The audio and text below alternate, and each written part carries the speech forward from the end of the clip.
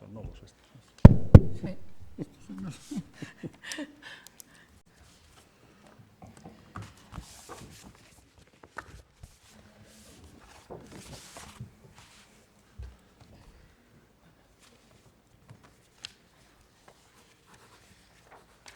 Cuando queráis. Bos días. Sexan benvidos a este Museo de Belas Artes. É un verdadeiro placer contar coa súa presencia. Tamén sexan benvidos o público que de forma online vai participar ou seguir nestas xornadas. Xornadas que tituladas Museos e Novas Tecnoloxías e que vanse celebrar neste Museo de Belas Artes durante 2 días, día 24 e 25 de novembre, gracias ao patrocinio da nosa Secretaría Xeral de Cultura da Xunta de Galicia, da Consellería de Cultura, Educación e Universidade. Para empezar, comentarles que vou facerlo en castelán para o público en xeral. Hace algunos años, el Museo de Belas Artes da Coruña se convirtió en un foro de debate para una serie de especialistas que ponían en común sus investigaciones en relación con temas concretos vinculados con el arte y la museología, y cuyos contenidos adquirieron el formato de unas jornadas de carácter interdisciplinar. Este año hemos querido retomar esta vía de investigación y divulgación y dedicar estas jornadas tituladas Museos y Nuevas Tecnologías a un tema de plena actualidad y que está adquiriendo una presencia cada vez mayor en nuestros museos, más aún en el contexto de una crisis sanitaria sin precedentes, en la que nos hemos visto inmersos y que han alterado y modificado nuestra forma de relacionarnos y desenvolvernos en los diferentes ámbitos de nuestra vida, y que nos obligó a desarrollar nuestro trabajo en unas condiciones en las que la capacidad de adaptación y reacción resultaba más necesaria que nunca, teniendo que realizar enormes esfuerzos para proporcionar servicios alternativos a la presencialidad a través de las plataformas digitales. Esto sirvió para que los museos, como instituciones culturales que son, que ya conocían o tenían una cierta trayectoria en el campo de las nuevas tecnologías, desarrollasen y perfeccionasen sus herramientas y recursos, mientras que para otros museos supuso empezar desde cero con todas las dificultades que ello conlleva. En definitiva, los museos y los profesionales de los museos en todas sus vertientes y especialidades nos hicimos más conscientes de que la utilización de las nuevas tecnologías de la comunicación era un vehículo fundamental para dar a conocer el museo, sus servicios y sus colecciones a escala mundial, y que también podían ofrecernos una magnífica oportunidad para optimizar la gestión interna de nuestros centros, mejorar la conservación y enriquecer la exhibición de nuestras colecciones. Que además las nuevas tecnologías, permitían favorecer y facilitar la accesibilidad y la comunicación con el público y con aquellos usuarios reales y potenciales, fortaleciendo el aprendizaje, el conocimiento y fomentando el deleite a través de las redes y sus nuevos soportes y herramientas tecnológicas. Todo ello si conseguíamos aceptar el reto desde el museo y establecer además de los ya existentes nuevas estrategias de difusión y divulgación de nuestro patrimonio cultural y de nuestras actividades y actuaciones. El museo se encuentra, por tanto, ante un gran reto y ante un futuro pleno de posibilidades. Por tanto, a lo largo de estos 2 días se intentará llevar a cabo un análisis integral sobre los beneficios que implica el uso e implementación de estas herramientas en nuestro ámbito, centrándonos en 2 aspectos: la gestión interna del museo y la experiencia del visitante. En cuanto a la selección de los ponentes, procedentes de distintos lugares de la geografía gallega, española y americana, se ha procurado escoger a aquellos profesionales e investigadores cuya línea de trabajo aborda el tema de los museos y las nuevas tecnologías, desde las más diversas áreas: museología, restauración, ingeniería, arquitectura, arqueología, historia del arte, comunicación, matemática aplicada, etc., respondiendo así a esa intención multidisciplinar que desde su primera edición anima estas jornadas, poniendo de manifiesto no solo la pluralidad de perspectivas adoptadas, sino especialmente en el diálogo entre las diferentes disciplinas y su convergencia de una manera de entender y tratar teóricamente el estudio y la práctica. Como apoyo a estas jornadas, se ha puesto a disposición de los ponentes la aplicación Presenter XR, una tecnología pionera de la mano de Microsoft, que tendrá en estas jornadas su primera puesta en escena en España.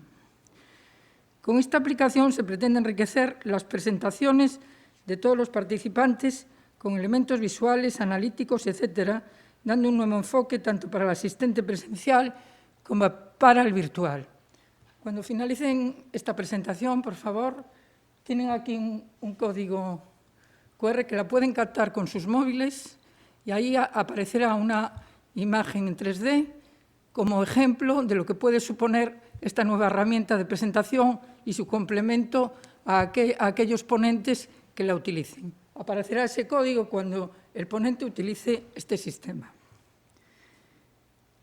Por último, estas jornadas han sido posibles, como dije al principio, gracias al interés y patrocinio de la Secretaría Xeral de Cultura, de la Consellería de Cultura, Educación y Universidad de la Xunta de Galicia, que ha entendido desde el principio el interés de las mismas, acogiendo nuestras demandas y propuestas. Quiero agradecer públicamente aquí a su titular, Anxo Lorenzo, y a Mari Carmen Calviño, su directora de Museos y Archivos, su respaldo y presencia en este acto de inauguración. Aquí su presencia en esta mesa de presentación y ellos se encargarán de presentar y dar la oficialidad a estas jornadas. Para finalizar, quiero reconocer la labor de mi compañera Ana Vasco del Castillo, del Cuerpo Técnico Facultativo de este museo, por su entusiasmo, conocimiento y compromiso, y gran capacidad de ejecución propuesta en el desarrollo y elaboración de estas jornadas. Igualmente a Fernando Filgueira de Antega por su asesoramiento y respuesta, a Nuria Serrano del Servicio de Museos, a Lola Cano de Plain Concept por su respaldo y a Javier Besiga. Igualmente a todos mis compañeros, evidentemente, que forman parte del equipo técnico de este museo. No me queda más que despedirme, agradeciendo a los conferenciantes y ponentes su participación, a los representantes de todos los museos gallegos e instituciones culturales gallegas, españolas y de otros museos de ámbito europeo y latinoamericano, a los colegas de profesión y compañeros, así como a los diversos agentes culturales, a estudiantes de distintas universidades gallegas y público en general por su participación de forma presencial o vía online en estas jornadas, con el deseo de que resulten de interés y actualización conceptual para todos. Muchísimas gracias. Sin más dilación, cedo la palabra a Mari Carmen Calviño, su directora xeral de Arquivos e Museos, agradeciéndole, por supuesto, aquí su presencia. Gracias, Angelines. Moi bo día a todos e a todas e benvidos a estas jornadas que se desenvolven dentro do Museo de Belas Artes baixo o título Museos e Novas Tecnoloxías. A verdade é que é un placer compartir esta inauguración con todas as persoas que nos acompañan aquí en este auditorio, pero tamén me gustaría dar unha bienvenida especial, particular, a todas as persoas que nos acompañan online y que nos siguen pues, desde fuera de Galicia, desde fuera de España, desde todos los puntos, y este es seguramente el mejor ejemplo de lo que se va a debatir y compartir en estas jornadas, la importancia de las nuevas tecnologías. Estas son las primeras jornadas que se organizan desde la Consellería de Cultura, Educación y Universidad en materia de museos, tras la entrada en vigor de la Ley 7/2021 de Museos y otros centros museísticos de Galicia, y esperamos que sean unas jornadas que abran pues, un camino a ulteriores iniciativas de similar naturaleza que nos aproximen a compartir, a reflexionar sobre soluciones o sobre todo aquello que pueda servir para mejorar el funcionamiento de nuestros centros.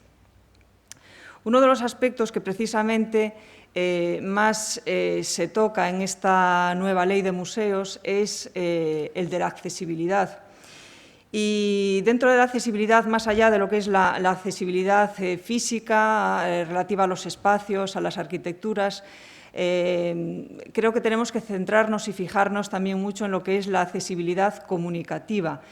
Y en esto las nuevas tecnologías juegan sin duda pues, un papel sumamente relevante porque nos ayudan a remover obstáculos que de alguna forma pues, están impidiendo que todas las personas puedan acceder a la cultura y a todas las actividades y servicios que se prestan desde los museos. Por lo tanto, la nueva tecnología permite esa inclusión, permite esa accesibilidad y permite pues, hacer efectivo un derecho de acceso a la cultura que bueno, ya la propia Declaración Universal de Derechos Humanos de 1948 de la ONU pues, reconocía y se sigue reconociendo en diversos textos internacionales y en nuestra propia Constitución y Estatuto de Autonomía. El tema que se escoge para vertebrar estas jornadas es un tema que no puede ser más acorde al contexto que nos toca vivir, un contexto duro que ha cambiado pues, la forma de relacionarnos desde el punto de vista social, desde el punto de vista también cultural. Ha habido pues, una mutación importante de la interacción social con los museos, con todo tipo de instituciones culturales. Y lo que sí ha demostrado esta pandemia originada por la COVID-19 es que, pese a todo, la cultura no se ha parado en ningún momento. La gente no ha cesado de demandar el acceso a servicios culturales y a servicios museísticos. Y en un momento en que, por culpa de las limitaciones de movilidad geográfica, por culpa de las distintas restricciones, pues las personas no han podido acudir físicamente a los centros, han sido los centros los que, tirando de tecnología y también muchas veces de imaginación, han llevado esa actividad y esos servicios a las personas y a los hogares de las personas. El camino de las mejoras y de las nuevas soluciones tecnológicas era un camino que bueno, pues esta consellería ya había iniciado con anterioridad a la pandemia, pero que con la pandemia se ha acelerado notablemente. Y desde este punto de vista, pues son muchas las iniciativas que se han llevado a cabo en temas de digitalización de fondos, en temas de mejoras tecnológicas que afectan a redes sociales, a webs, a guías interactivas, etcétera, etcétera. Por lo tanto, en esta búsqueda de soluciones tecnológicas en el que ya estábamos inmersos, pues creo que las jornadas que ahora se desarrollan van a ser sumamente inspiradoras y alentadoras de soluciones, tanto desde la perspectiva de lo que es el funcionamiento interno de los centros como desde la perspectiva de lo que es la experiencia del visitante de los centros museísticos. Y viendo siempre la tecnología, pues en ocasiones como una alternativa a la visita física, pero en la mayoría de los casos como un complemento esencial y enriquecedor de esa visita física.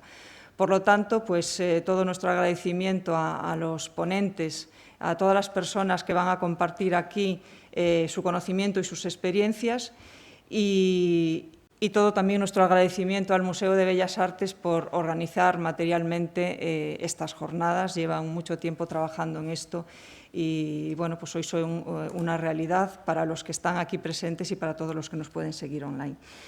Y sin más, pues agradecerles también su presencia y cedo la palabra pues, al secretario xeral de Cultura, Anxo Lorenzo. Muchas gracias.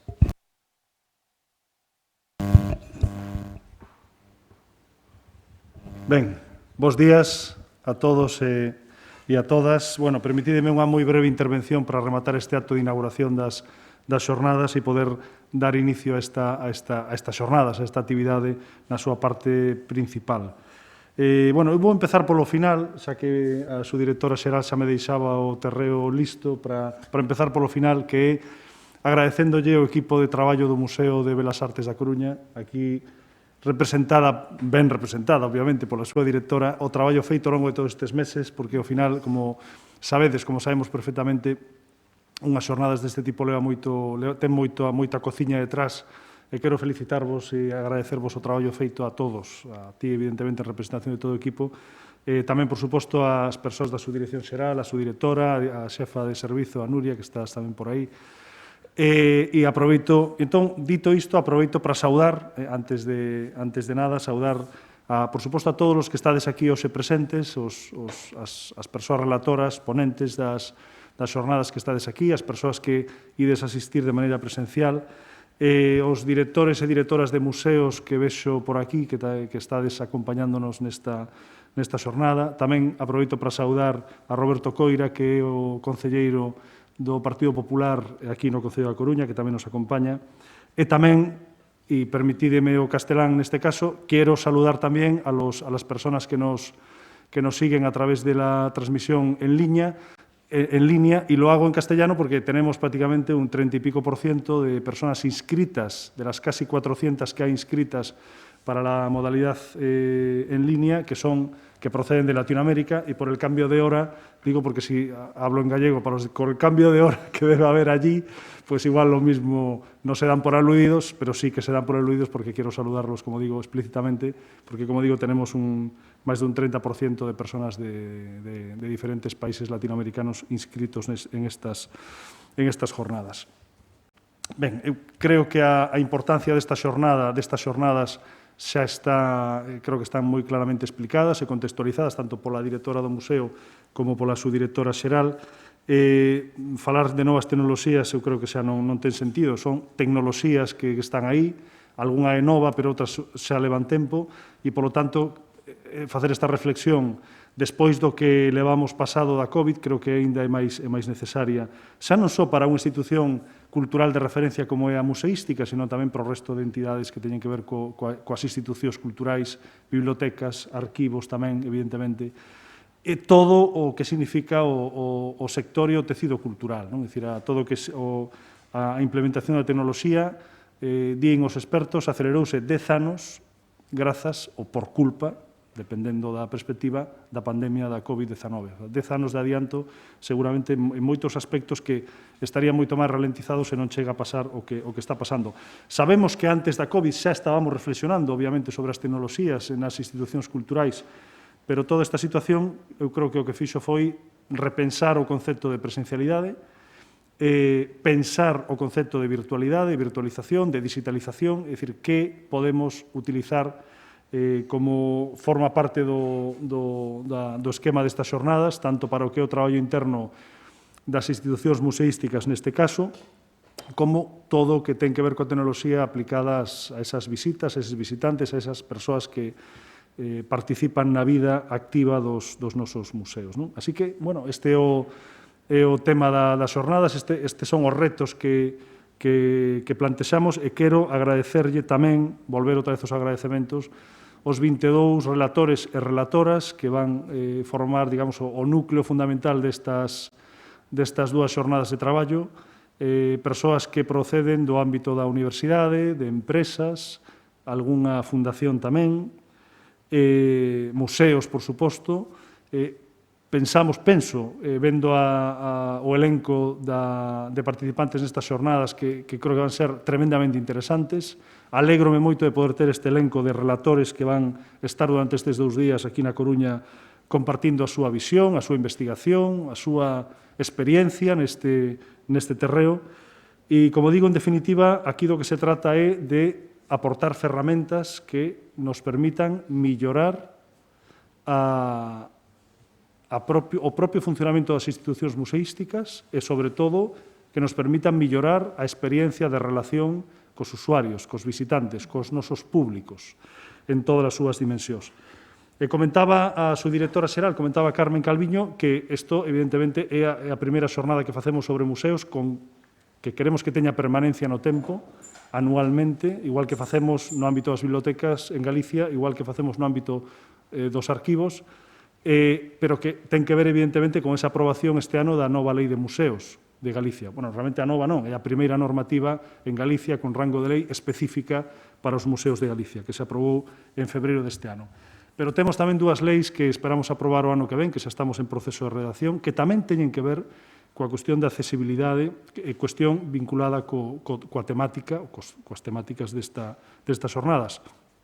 Unha lei de cultura inclusiva e de cultura accesible, que estamos xa en proceso avanzado de redacción, que obviamente unha das partes que vai incluir é todo o que ten que ver con esa inclusión e accesibilidade a través das tecnoloxías, e unha segunda lei que vai ser a Lei de Transformación Digital da Cultura Galega, onde queremos aportar ferramentas desde un marco normativo como é unha lei para avanzar en que os sectores culturais, tanto os profesionais como non profesionais, as institucións, a cultura de base, permita ter canles e ferramentas para poder avanzar nesa absolutamente imprescindible transformación digital das súas actividades e da súa forma de traballo. En fin, quero rematar tamén recoñecendo o traballo para estas xornadas de Antega, que comentaba a directora antes na súa intervención. Antega é a Axencia de Modernización Tecnolóxica de Galicia, é o noso socio fundamental para todo o que ten que ver coas tecnoloxías e, desde logo, desde Cultura sabémolo moi ben pola cantidade de proxectos que temos compartidos coa Axencia de Modernización Tecnolóxica de Galicia e dos cales, evidentemente, quero destacar aquí o proxecto de Galiciana, Patrimonio Cultural de Galicia, ese arquivo e biblioteca digital que forma o noso corazón digital en todo o que ten que ver coa divulgación da cultura con valor patrimonial. E ben, máis nada, non quero atrasarme máis, insisto nos agradecementos a todas as persoas que facedes posible este encontro. Como me toca inaugurar, pois declaro inaugurada non o pantano, senón as xornadas, e agardo que sexan útiles e que pasedes un par de xornadas de formación, de divulgación, de compartir experiencias e que sexa útil tamén para despois para o traballo que cada un ten que facer no seu lugar de traballo. Moitas grazas.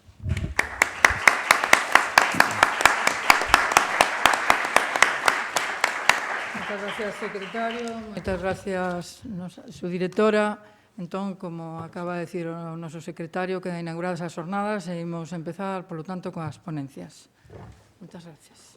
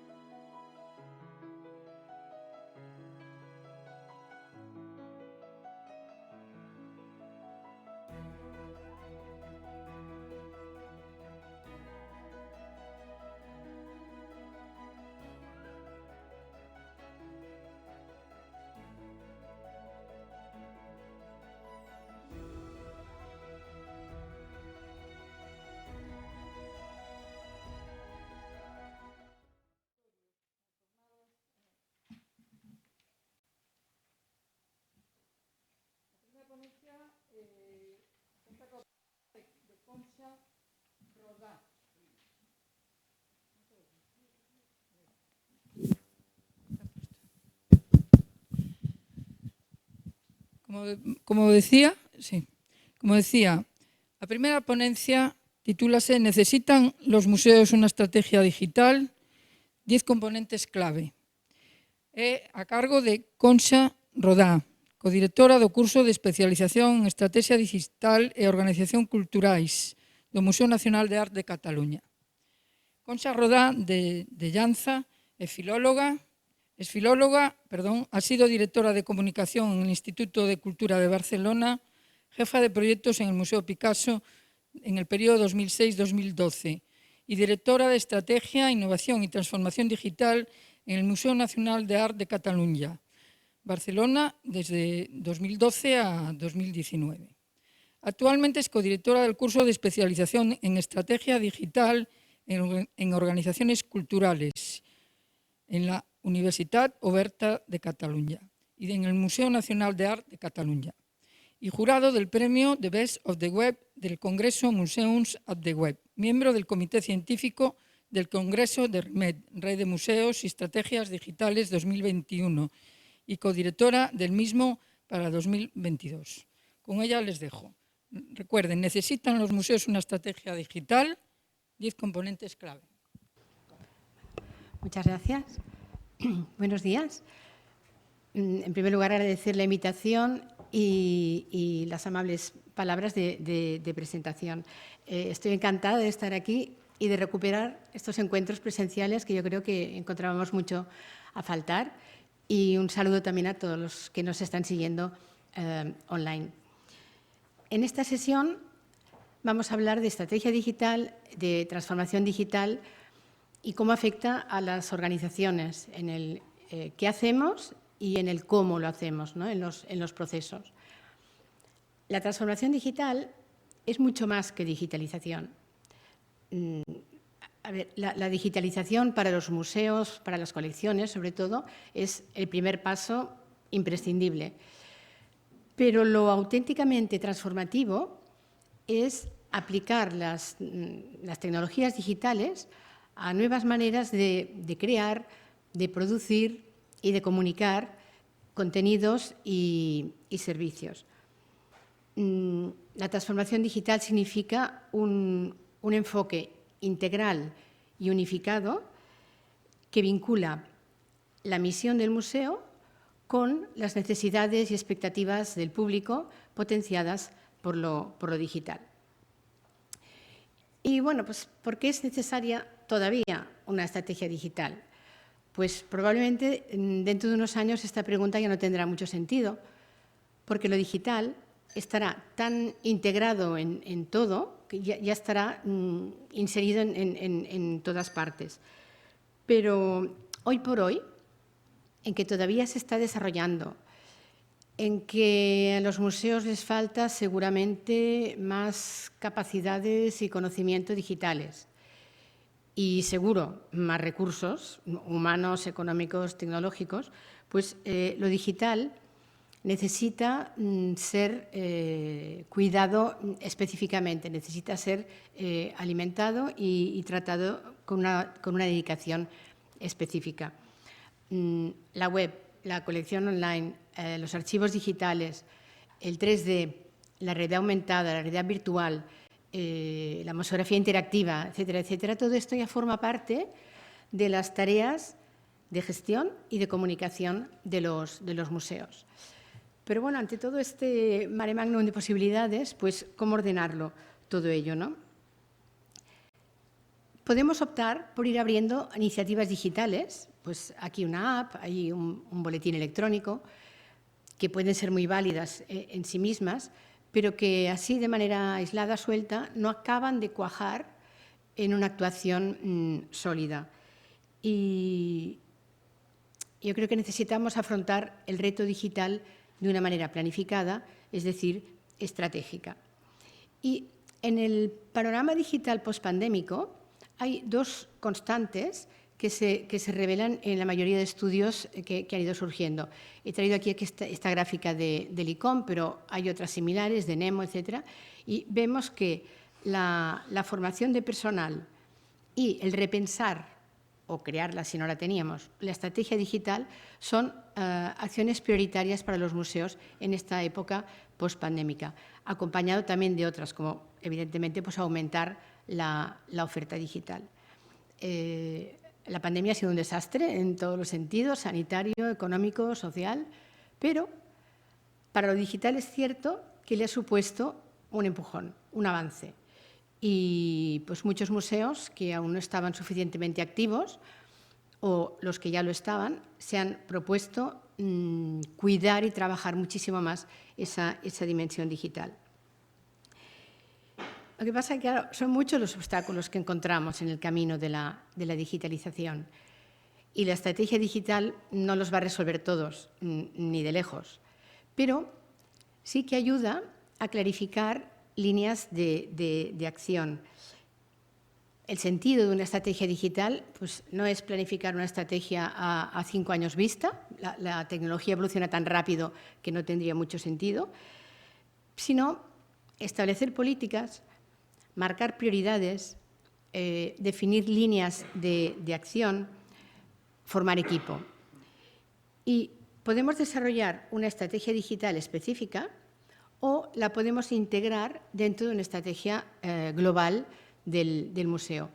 Esto último es lo que hicimos cuando trabajamos el Plan Estratégico del Museo Nacional de Arte de Cataluña en Barcelona. Y lo digital está inserido en cada uno de los 5 ejes principales de la estrategia. Aquí hay el enlace, el plan se puede descargar, está en catalán, en castellano y en inglés. Y luego la presentación estará a disposición, de manera que quedarán todos los enlaces a vuestra disposición.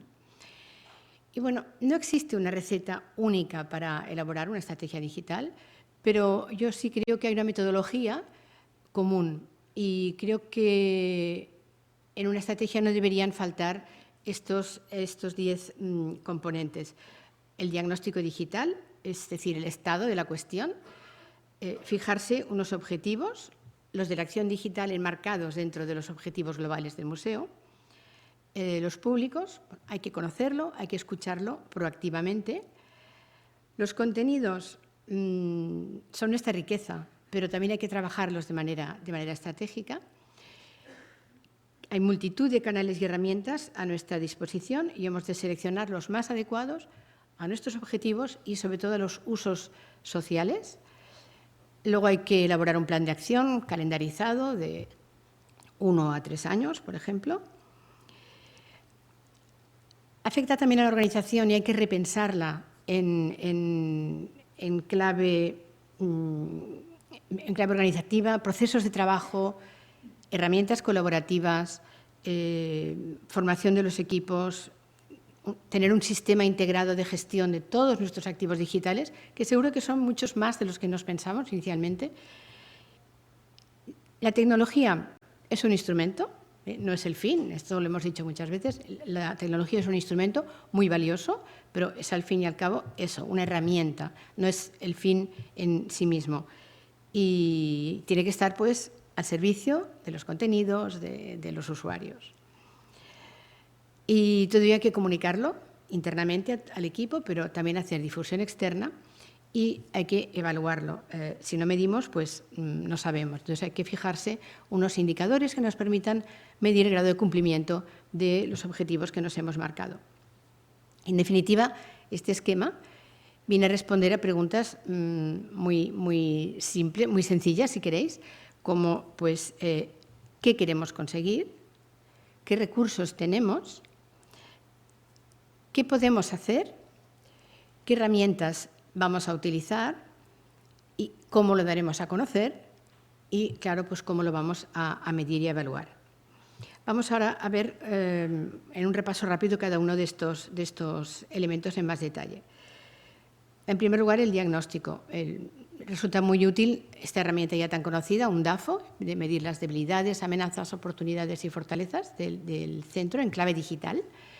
Y es necesario hacer una investigación inicial, pues revisar documentos que el museo haya podido elaborar. A veces quizá no tenemos una estrategia, pero en las memorias anuales ya salen ahí líneas estratégicas, pues eso, vaciarlo y depurarlo todo. Hablar mucho con la gente, individualmente, pero también pues, por departamentos o por equipos. Hay que auditar la oferta digital actual, como decía, seguramente tenemos más de lo que inicialmente nos pensamos y hay que analizar qué actividades y qué servicios estamos ofreciendo por vía digital y su grado de calidad, de relevancia o de impacto social. Y, bueno, resulta muy útil formularse muchas preguntas, ¿no? Pues, ¿cuál es nuestra singularidad como museo? ¿Qué ha funcionado en nuestra comunicación digital? ¿Qué no ha funcionado? ¿Son nuestros contenidos accesibles? ¿O si la página web refleja bien lo que es nuestro museo o es una página obsoleta, estática y poco invitadora? Y, bueno, ¿qué oportunidades de crecimiento tenemos? Y resulta también muy útil abrir la mirada hacia afuera y ver buenas prácticas digitales de otros museos del país o internacionales y también salirse del ámbito de museos porque abrir la mirada aporta una perspectiva muy enriquecedora. Los objetivos, básicamente, es plantearse pues, de los objetivos globales que tiene el museo, cuáles se pueden ver reforzados por vía digital. Porque, ya decía, los objetivos de la estrategia digital tienen que ir enmarcados en los globales del centro. En públicos, bueno, pues ¿qué buscamos los museos? Pues yo creo que estas 3 cosas. Primero, tener más público, incrementar. La cantidad importa, no ha de ser el único fin, pero sí es importante.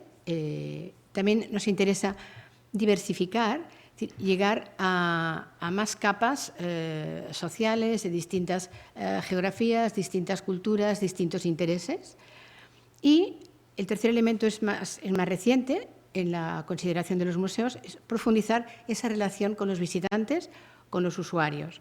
Y pues hoy ya se habla mucho de la economía de la experiencia. Proveer experiencias de calidad, yo creo que es la finalidad última de lo que hacemos. Y la estrategia nos tiene que permitir cumplir nuestra función, que yo siempre defino como la de ser conectores. Esta diapositiva la utilizo mucho porque viene a expresar muy bien cómo yo concibo el papel de los museos, ¿no? En ser conectores entre el contenido, es decir, las colecciones, el conocimiento y saberlo conectar con la audiencia, con el público. Y con el público en el centro de atención, en el punto de mira. Y la clave pues será relevante, será hacer relevante esa experiencia, ¿no? Conectar los objetos con los intereses, los recuerdos, las emociones del visitante. Y en este papel de conectores, cada vez más lo digital nos ayuda. Es una herramienta, es una plataforma, es una dimensión que viene a enriquecer, como se decía en la presentación, viene a enriquecer, a complementar la visita para aquellos que la están haciendo físicamente en el museo o para abrir ese acceso, hacer accesibles nuestras colecciones y nuestro conocimiento a virtualmente público de todo el mundo. Y teniendo muy en cuenta también, cuando hablamos de públicos, la accesibilidad digital. Yo creo que esa todavía es una asignatura pendiente en general, en la mayoría de los museos, y que es una asignatura que tiene que mejorar mucho. En el viaje digital o en el viaje de la visita presencial de nuestro visitante, hay esos tres momentos clave que ya sabemos, el antes, el durante y el después de la visita. Y en esta gráfica me gustó porque viene a ilustrar muy bien los diferentes canales y dispositivos tecnológicos que pueden ser útiles en ese momento de la visita. Pues para el antes, seguro, el consultar la web del museo, las redes sociales. En destino pues pueden haber apps y para luego, que es un momento que quizá hasta hace poco tampoco se consideraba mucho. Después es importante seguir manteniendo viva y abierta esa relación con el público, no solamente para enviar información de futuras actividades, sino para ofrecerle acceso a contenidos enriquecidos y para pues, mantener esa relación abierta. No voy a comentarlo en detalle, ya digo, la presentación estará a disposición, pero este material, esta guía de buenas prácticas en digitalización para destinos turísticos inteligentes, que se ha publicado este año 21, os recomiendo mucho que le deis una mirada, porque aparte de una serie de conceptos interesantes, hay un recopilatorio de, creo que son unas 50 buenas prácticas de todo el mundo, de esos destinos inteligentes, cómo están trabajando las posibilidades para conectar mejor con los visitantes. Los contenidos. Bueno, pues cada vez más los museos somos organizaciones mediáticas. No solamente difundimos, sino que también creamos y producimos vídeos, publicaciones, eventos online, ahora y cada vez más, en nuevos formatos. Es muy importante la narrativa, ¿no? El storytelling, incorporar también la narrativa transmedia, que construye relatos enriquecidos en distintos medios y canales. La gamificación va adquiriendo también una centralidad en la difusión cultural, o la realidad inmersiva, por mencionar algunos. Y es muy importante que en nuestra estrategia de contenidos también contemplemos el exportar nuestros contenidos a plataformas de terceros. Ya no podemos esperar solo que el visitante venga a nuestra puerta o visite nuestra web, sino que hay que intentar llegar al usuario allí donde esté. Entonces, exportar contenidos en plataformas de terceros, véase la Wikipedia europeana, Google Art Culture, las redes sociales, evidentemente. Todo ello nos va abriendo puertas de conexión con nuestros visitantes. Y, bueno, pues los museos somos muy ricos en contenido y los contenidos son un gancho vital para atraer al público. Entonces hay que planificarlos bien y trabajarlos también de una manera estratégica, considerando todos los tipos de contenido, online y offline, con la web o quizá el blog como el hub, como el centro de nuestra actuación digital, pero luego, pues bueno, las redes sociales, móvil, la museografía interactiva, audioguías. Incorporar también el contenido generado por el usuario. Invitamos mucho a los usuarios a hacer fotografías, compartir. Bueno, pues luego, ¿qué hacemos con todo ese contenido? Pues está bien que desde los museos se le dé visibilidad a ese contenido que generan los usuarios. Es muy fácil recopilar a partir de las etiquetas cuando nos mencionan y es interesante darle visibilidad, ya sea online o a veces pues con una pequeña selección y muestra dentro de las salas del museo. Los materiales impresos también y luego bueno, pues, el email marketing, ¿no? Y un newsletter, un boletín, etcétera. Pues cuando estemos trabajando en esta estrategia de contenidos hay que tener todos estos elementos en mente. Y pensar si nuestro contenido es realmente único, si es singular.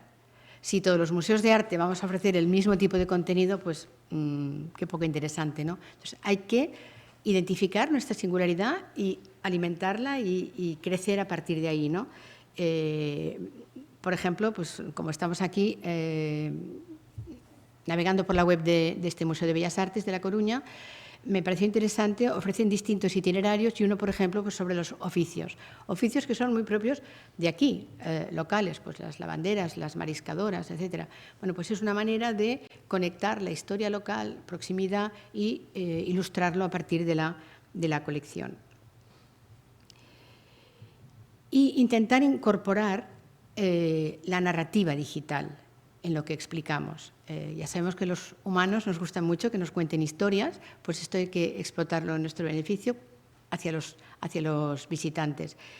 Mi mejor recomendación de hoy es leed este artículo, aquí está el enlace, porque hay buenísimos consejos, pero sobre todo muy buenas preguntas a formularse y una serie de ejemplos de storytelling muy interesantes, excelentes.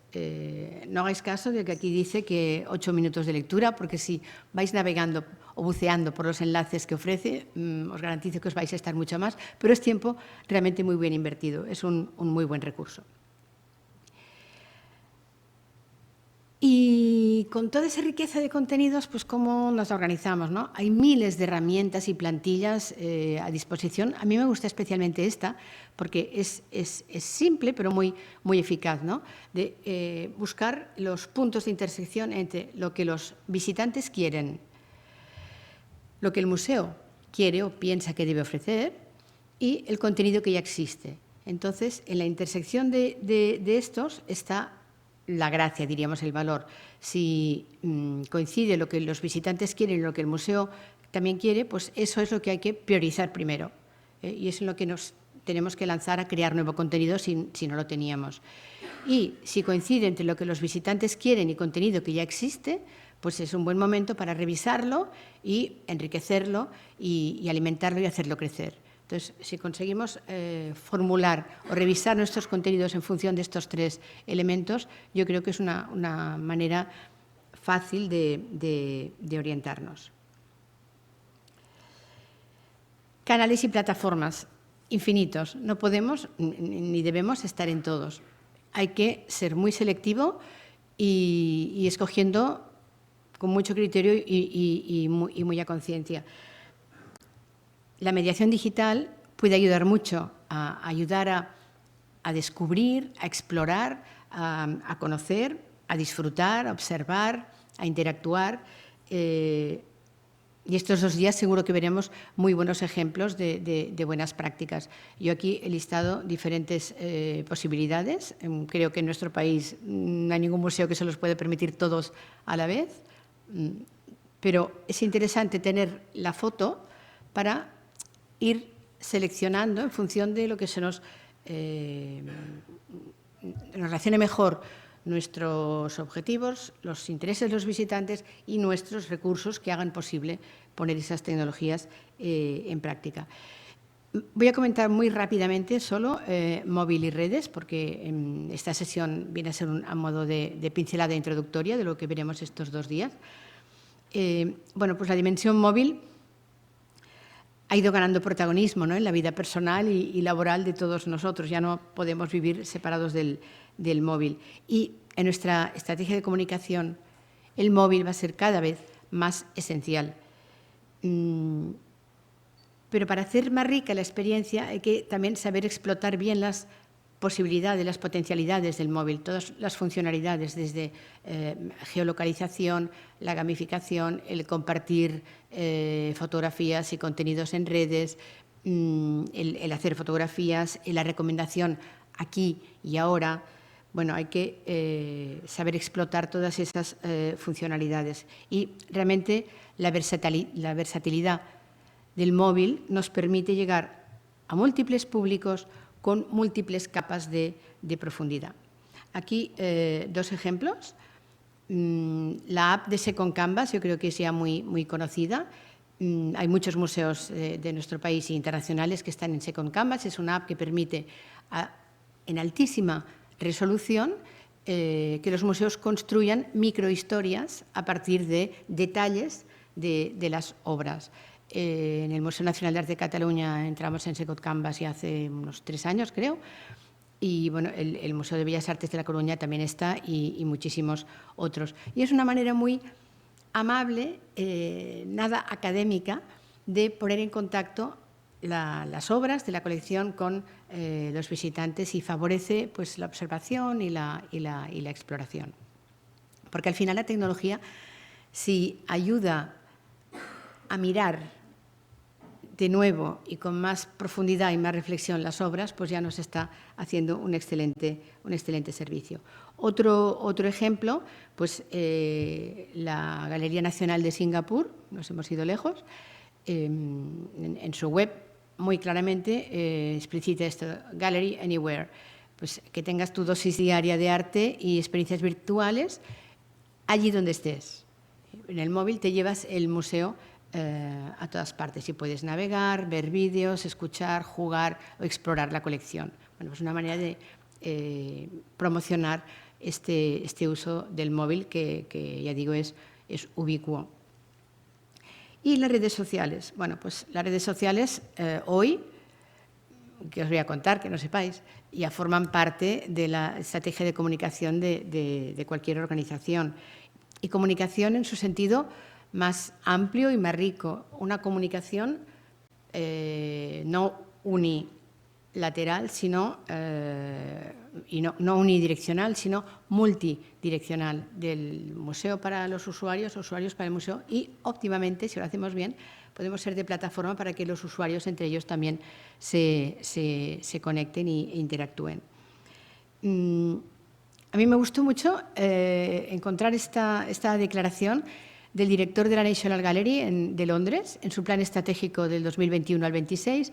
Él dice que las redes sociales, más que la propia web, es donde ellos pueden alcanzar un mayor público.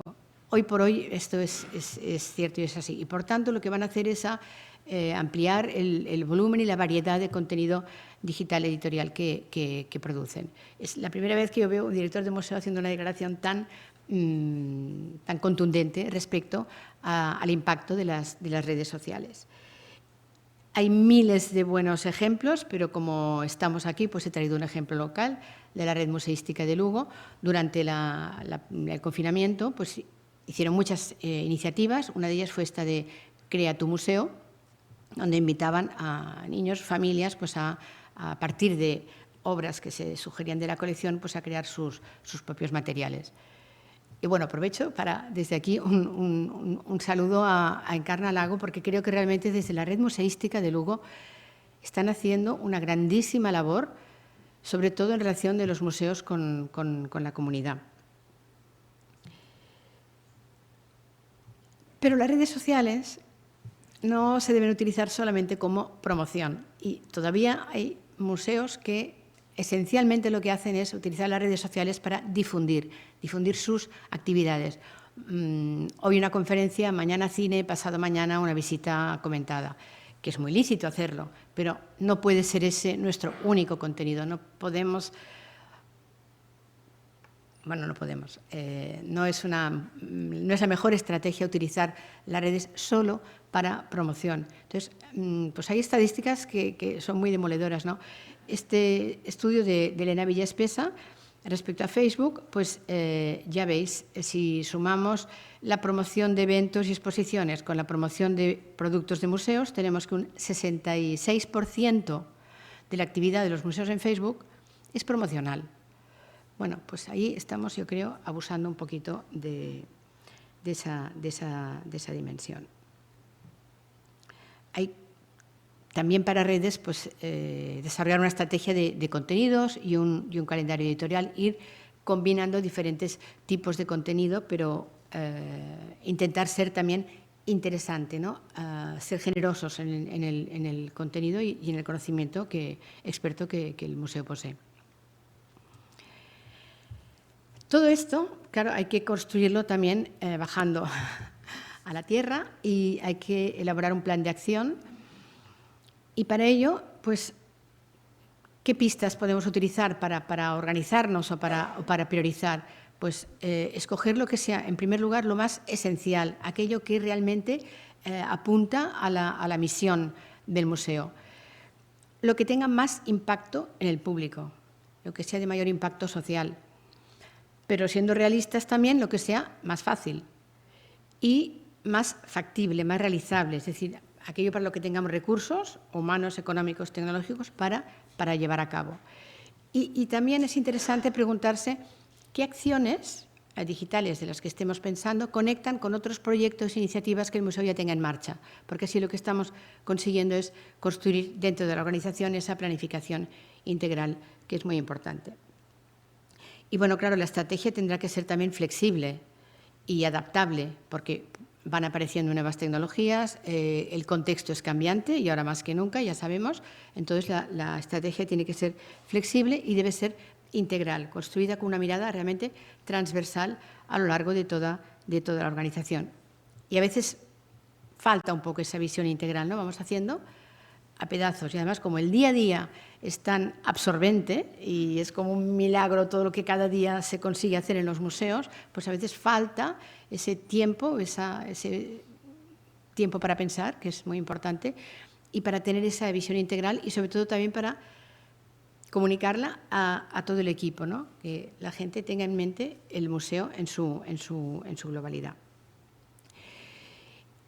Y como la dimensión digital es transversal, pues puede muy bien significar redefinir prioridades, reestructurar equipos, alterar esas estructuras organizativas, construir organizaciones más horizontales en lugar de tan verticales, construir equipos multidisciplinarios. Puede comportar también redistribuir recursos. Lo digital no para de crecer y más desde la pandemia, pues hay que quizá repensar esa distribución de recursos internos de la organización. Y hay que construir organizaciones más abiertas, ¿no? Destruir esos silos, esas parcelas. Ya no es el momento de trabajar de manera compartimentada, sino de manera integral y unificada. Y para todo eso, pues hace falta una estrategia digital bien orquestada y un buen liderazgo. Puede ser de la dirección, puede ser de un departamento, pero alguien tiene que asumir ese rol de empujar esa transformación digital dentro de la organización. Y un aspecto importantísimo, y luego volveré a él, es la formación. Hace falta todavía más y mejor formación en capacidades digitales en los museos, porque además han surgido nuevos perfiles y hay que poder dar respuesta a esas necesidades. Un aspecto muy importante organizativo es la comunicación interna. En los museos pequeños es seguramente más sencillo, pero en los medianos y grandes, bueno, pues es todavía un tema a trabajar.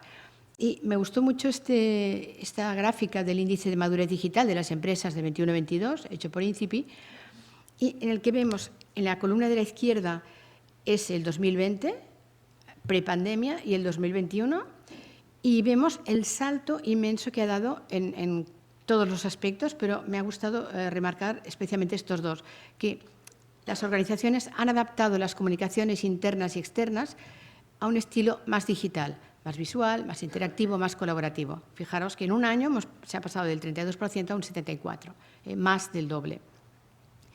O este último, se ha cambiado la tradicional intranet por un digital workplace. Una intranet es también una intranet, pero avanzada, social, interactiva, participativa. Estos cambios que se van dando en el entorno digital también afectan a la comunicación interna, como vemos. Y además puede ser muy bien que en el proceso de construir la estrategia digital, una de las acciones a emprender o a mejorar haya sido el que hace falta justamente reforzar la comunicación interna por vía digital, pues con boletines electrónicos internos, o mejorar, si la tenemos, o crearla, una intranet, un incremento del uso de las herramientas digitales, colaborativas, etcétera, etcétera. Y cuando hablamos de organización, yo creo que hay estos tres ingredientes básicos que hay que trabajar muy a fondo.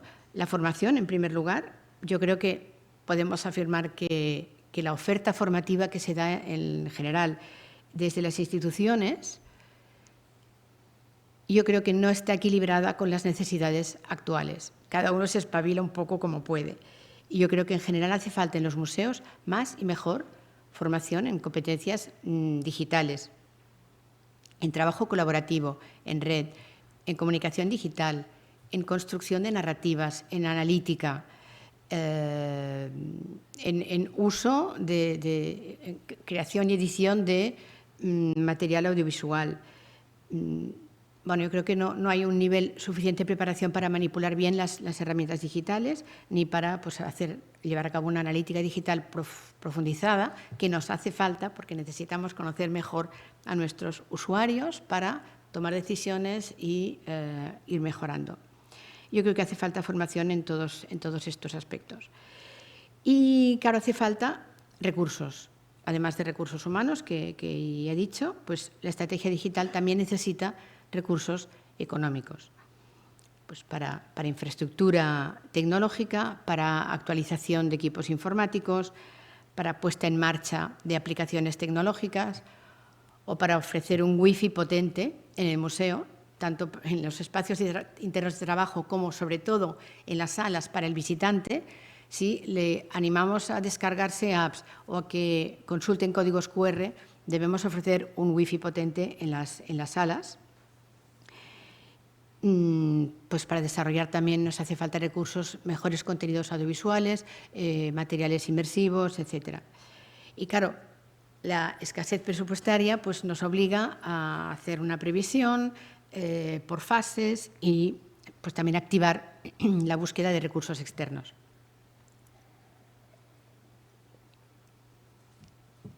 Y por eso ahora es más que nunca un buen momento para las alianzas. Las alianzas, ya sea para obtener más ingresos por vía de socios patrocinadores o para experimentar y hacer proyectos piloto con startups o para llegar a acuerdos de colaboración con universidades y empresas tecnológicas. Y yo creo que también hay un espacio para cooperar entre museos. La cooperación que se da en el mundo analógico, pues para coorganizar exposiciones o para el préstamo de piezas, yo creo que todavía no se da suficientemente en el ámbito digital.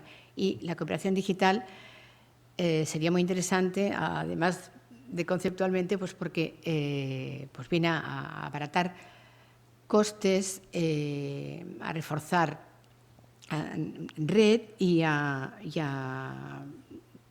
bueno, pues a alcanzar probablemente una mayor difusión.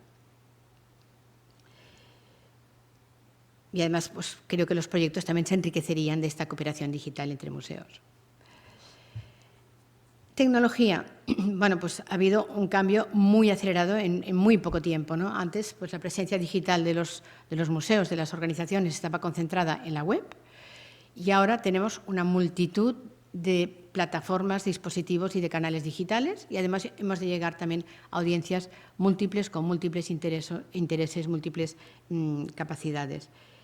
Y bueno, pues las innovaciones tecnológicas más las demandas crecientes de los usuarios, que cada vez están más acostumbrados al ámbito digital, pues hace que, bueno, que tengamos que también afrontar el reto tecnológico de una manera estratégica. Tampoco quiere decir que tengamos que estar en todas las redes, como decía, ni estar utilizando la tecnología más punta en cada momento. No, también ir un paso por detrás de los avances tecnológicos también es muy sensato, porque a ver cómo funcionan, experimenten y luego ya veremos si lo implementamos o no. Y además, como evoluciona tan rápido, igual para cuando nos ponemos a una, pues ya ha quedado obsoleta. Entonces hay que tomar un poquito de distancia también en tecnología para no pillarse.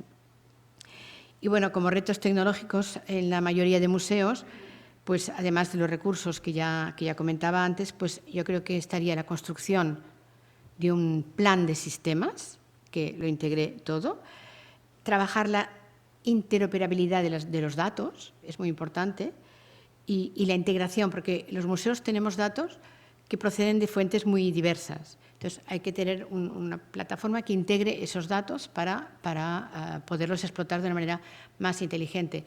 Respecto al público, pues podemos tener datos de usuarios de la web, de las redes sociales, de la taquilla de la entrada, de la venta de entradas online si la tenemos. Tenemos diferentes fuentes de entrada de información o del mailing list, la lista de usuarios, o CRM si lo tenemos. Bueno, pues todo eso hay que trabajarlo de una manera integrada para realmente tener una foto completa de nuestro público. Y a mí me parece muy interesante en esa intersección entre una triangulación, podríamos decir, entre tecnología, público y experiencias, el tema de los labs. Los laboratorios de experiencias y de usuario se están multiplicando en muchos lugares. Y, bueno, me gustó mucho también la definición de este Interaction Lab, que es un museo de diseño del Smithsonian, el Cooper Hewitt, que lo que están trabajando es, de una manera holística, integrada, pues una metodología de diseño interactivo realmente que vaya al núcleo duro de lo que es la experiencia de visitante. Entonces, poner en contacto tecnólogos, artistas, usuarios, académicos, todo ello ayuda a trabajar diferentes y a experimentar diferentes posibilidades de mediación digital. Comunicación sería el penúltimo elemento. La comunicación digital, por descontado, tiene que ir armonizada con la comunicación física. No pueden ser, a lo mejor en el museo son dos departamentos separados, no lo recomiendo, pero aun si así fuera, un museo tiene que tener una única estrategia de comunicación con un tono, un lenguaje, unos criterios editoriales comunes. Tenemos que mejorar también el visibilizar la presencia digital en el entorno físico, en las salas del museo, pues facilitar que los usuarios compartan en redes, que naveguen por nuestra web, que vean un vídeo, que accedan a contenido a partir de los códigos QR, etc. Si tenemos la estrategia digital, está bien comunicarla.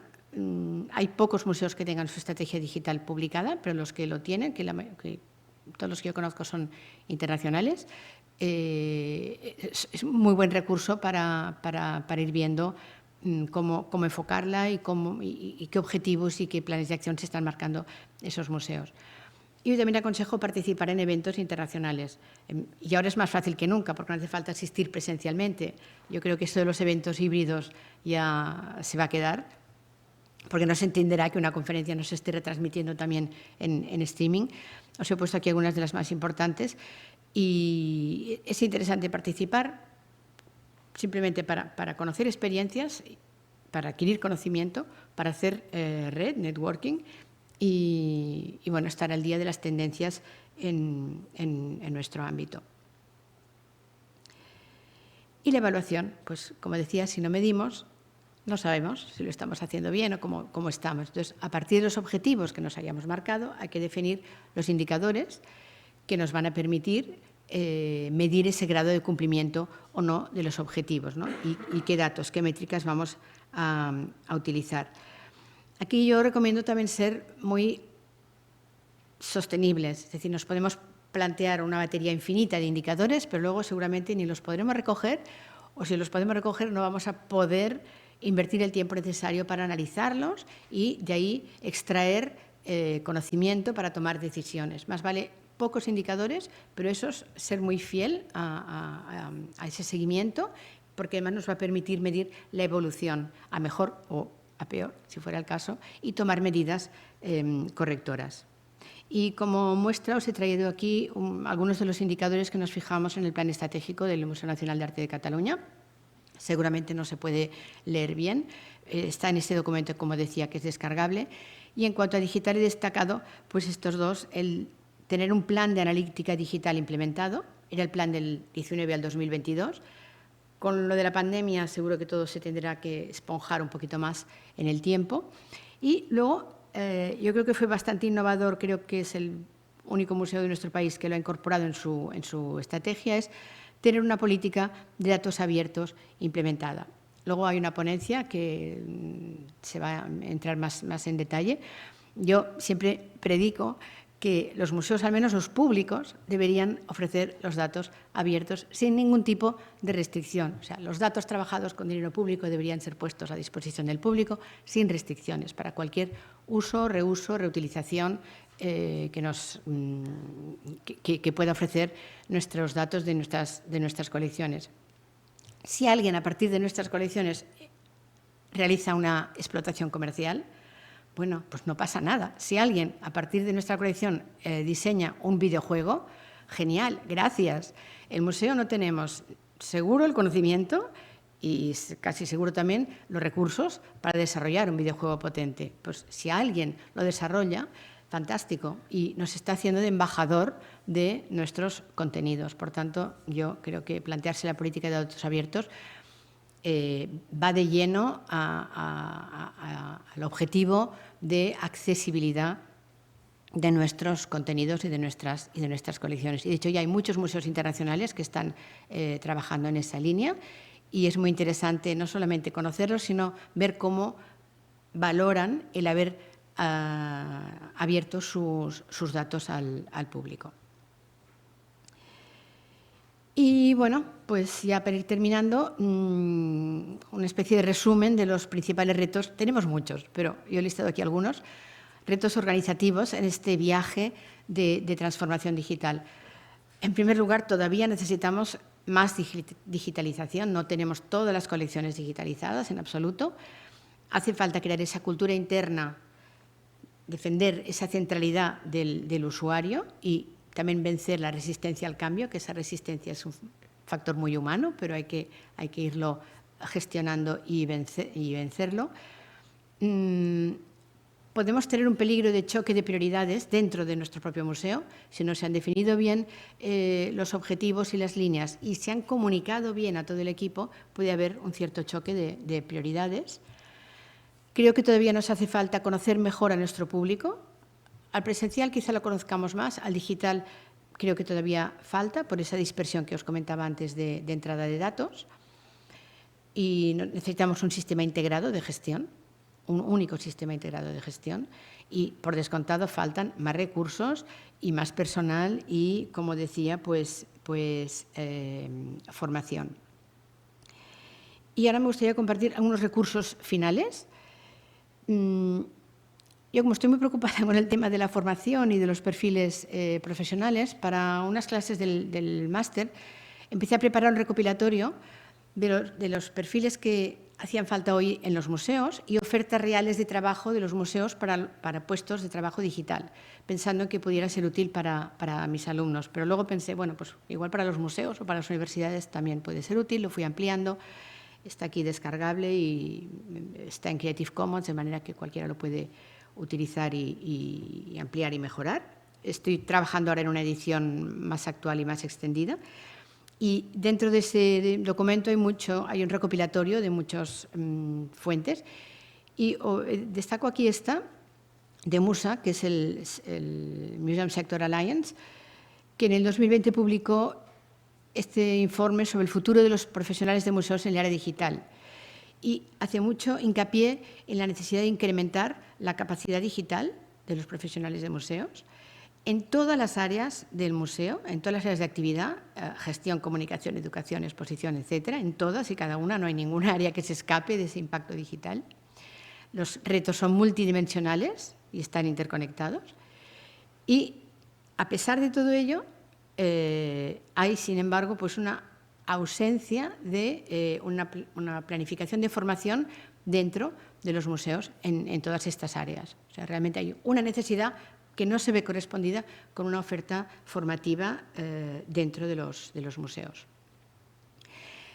En el Museo Nacional de Arte de Cataluña, hace años ya, iniciamos en partenariado con la UOC, con la Universitat Oberta de Cataluña, un medio posgrado de formación de estrategia digital para organizaciones culturales y la verdad es que más de la mitad, casi las 3/4 partes de tanto de los inscritos como de los proyectos que se trabajan son de museos.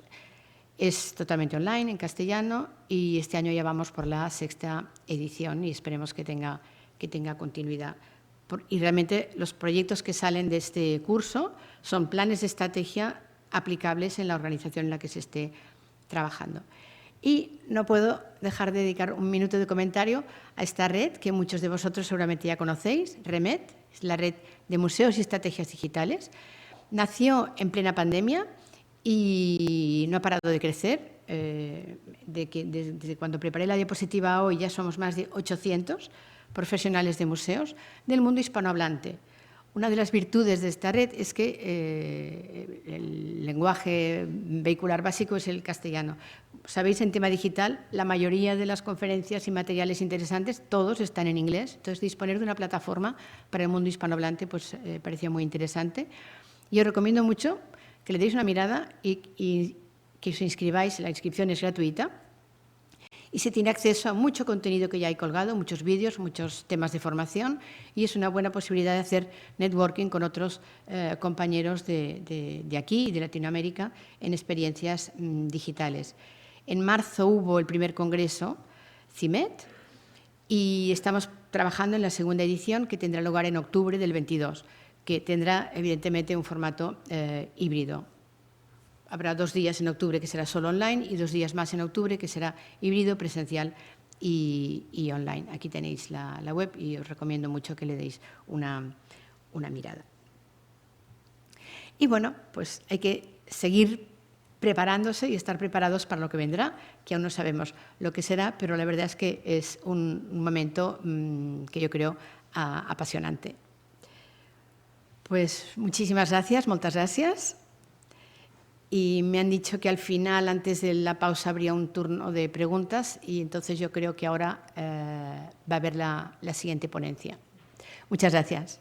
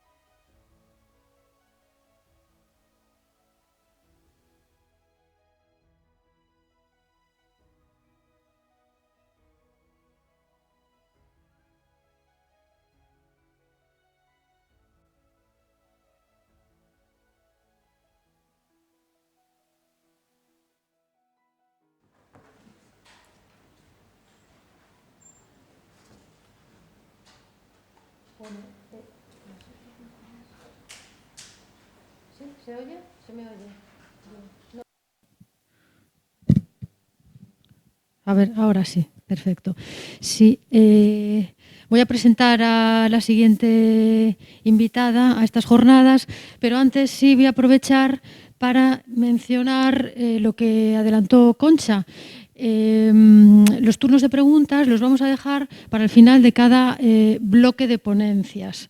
Por tanto, antes del café se dejarán unos minutitos para intercambiar ideas y plantear cuestiones a los 3 ponentes y antes de salir se hará lo mismo con los 3 siguientes y así el resto de los días, salvo las ponencias en remoto, que un poco por cuestiones personales de los ponentes que a lo mejor no están durante todo el tiempo, en esas sí el turno de preguntas se hará inmediatamente después de realizarse la conferencia.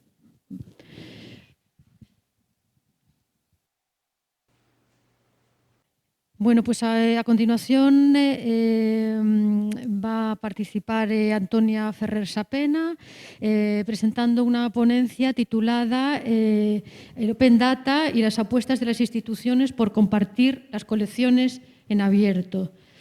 Voy a mencionar algunos datos de Antonia. Antonia es licenciada en Geografía e Historia Contemporánea por la Universidad de Valencia y doctora en Técnicas y Métodos de Información y Documentación por la Universidad Politécnica de Valencia también, acreditada a cátedra de la universidad. Es directora del Observatorio Valenciano de Datos Abiertos y Transparencia y de la Cátedra de Transparencia y Participación de la Consellería de la Consellería de Transparencia, Responsabilidad Social, Participación y Cooperación, profesora titular de la Universidad Politécnica de Valencia, subdirectora del Instituto Universitario de Matemática Pura y Aplicada y miembro del grupo de investigación MathPy y del grupo ThinkEpi, Estrategia y Perspectiva de la Información. Su interés se centra en la investigación sobre datos abiertos y sus implicaciones en la empresa, la administración y la ciencia, que aborda el proyecto de I+D del Ministerio de Economía y Competitividad, DataSea y DataUse, Datos Abiertos de Investigación, Open Research Data. Editora en España del repositorio de acceso abierto ELIS, ePrints, Library and Information Science. Actualmente centra sus trabajos de investigación en fake news, métricas de detección de fraude, aplicación de blockchain, a la edición científica y a los datos abiertos. Muchas gracias. Bueno, muchas gracias por la presentación y muchas gracias por haberme invitado a participar en estas jornadas que creo que son de gran interés. Y yo un poco me ha dejado casi la presentación hecha también la anterior ponente al hablar ya de la importancia de los datos abiertos para los museos, ¿no? Aquí hay un código QR que algunas de las transparencias que pondré podéis verlas en algún momento, la página web que señalo a través del QR, pero de todas maneras yo pondré la presentación posteriormente online para todos aquellos que quieran acceder a ella. Veremos si se pone en la página web del museo o en el repositorio de ELIS. ¿De acuerdo? Pues un poco lo que yo voy a hablar es de los datos abiertos y las apuestas de las instituciones que se hacen a la hora de compartir los datos y la información. Quiero comenzar con lo que es la definición de museo, que muchos de ustedes ya conocerán, del Consejo Internacional de Museos, que define al museo como una institución permanente sin ánimo de lucro, al servicio de la sociedad y su desarrollo, abierta al público, que adquiere, conserva, investiga, comunica y exhibe el patrimonio material e inmaterial de la humanidad y su entorno con fines educativos de estudio y disfrute. Quería leer la definición porque creo que algunas de las cosas que se comentan en la definición enlazan muy bien con la filosofía de lo que es el mundo del acceso abierto y los datos abiertos. Y es que es una institución al servicio de la sociedad, abierta al público y que exhibe el patrimonio material e inmaterial para fines educativos de estudio y disfrute. Eso yo creo que es importante a la hora de dejar en abierto lo que son las colecciones y toda la información relacionada con los museos. Pero una de las cuestiones es que estamos ahora hablando de datos, ¿no? Cuando generalmente nosotros cuando hablamos de datos entendemos que un dato es un número. No. un dato pueden ser efectivamente las temperaturas y hacer un gráfico de si va a hacer mucho calor, mucho frío o una estadística. Pero cuando hablamos de datos de los museos o datos abiertos culturales, entendemos aquí que son las publicaciones, las mismas fotografías o colecciones que se encuentran distribuidas dentro del sector cultural, ¿vale? Estamos hablando de que no se trata únicamente de digitalizar los fondos. Digitalizar los fondos sería una parte de poner accesible la colección, pero no de lo que se llama de poner la colección en abierto. Así, algunas de las cosas que se pueden poner en abierto son los mismos datos de gestión que ya estaba comentando antes la anterior ponente, Concha, donde esta primera imagen que hay arriba es de datos GOV, donde se pueden ver dónde están localizados los museos, las entidades culturales, etcétera, y a partir de ahí se pueden hacer determinados tipos de servicios, como veremos más adelante, acerca de dónde se encuentran ubicados determinadas colecciones.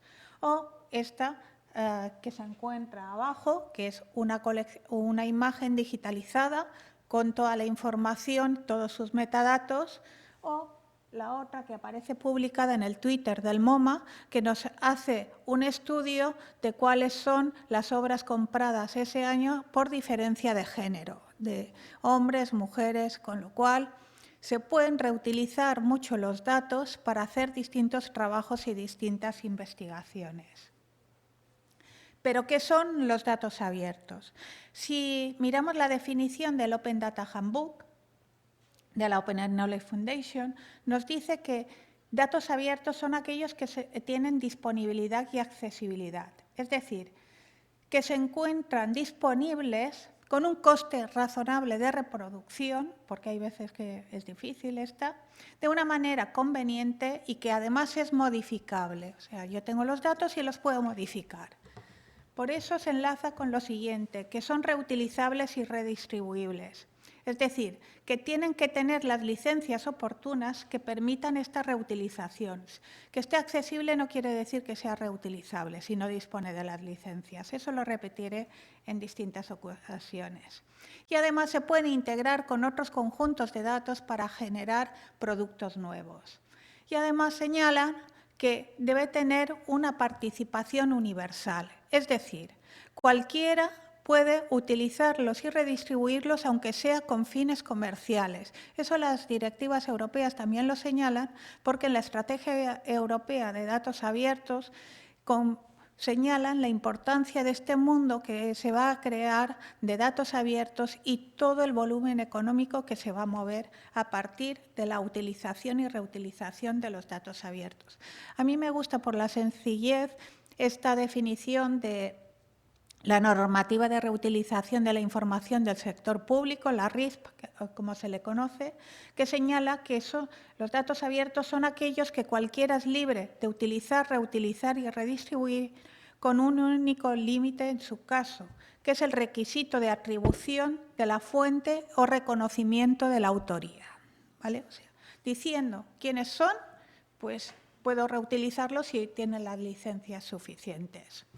Además, habría que señalar lo que se dice en la Carta Internacional de Datos Abiertos, que hay distintas administraciones que se han unido a ella, que señalan que estos datos tienen que estar abiertos por defecto. Que estén abiertos por defecto ahorra muchos trabajos después. Estos deben ser oportunos y exhaustivos, o sea, aquellos que interesan al público. Accesibles y reutilizables. Esto es importante porque ya lo hemos visto en la pandemia, ¿no? Que puedan ser reutilizables y que no tengan que ser tratados, como ha ocurrido con muchos de los datos que estaban emitiendo las distintas administraciones y de reutilizables poco porque estaban en formatos PDF. Que sean comparables e interoperables. La interoperabilidad también es básica para luego poderlo reutilizar. Y además que sirvan para mejorar la gobernanza y participación ciudadana. Algunos de estos requisitos los veremos más adelante cómo están tratados en distintos proyectos que veremos.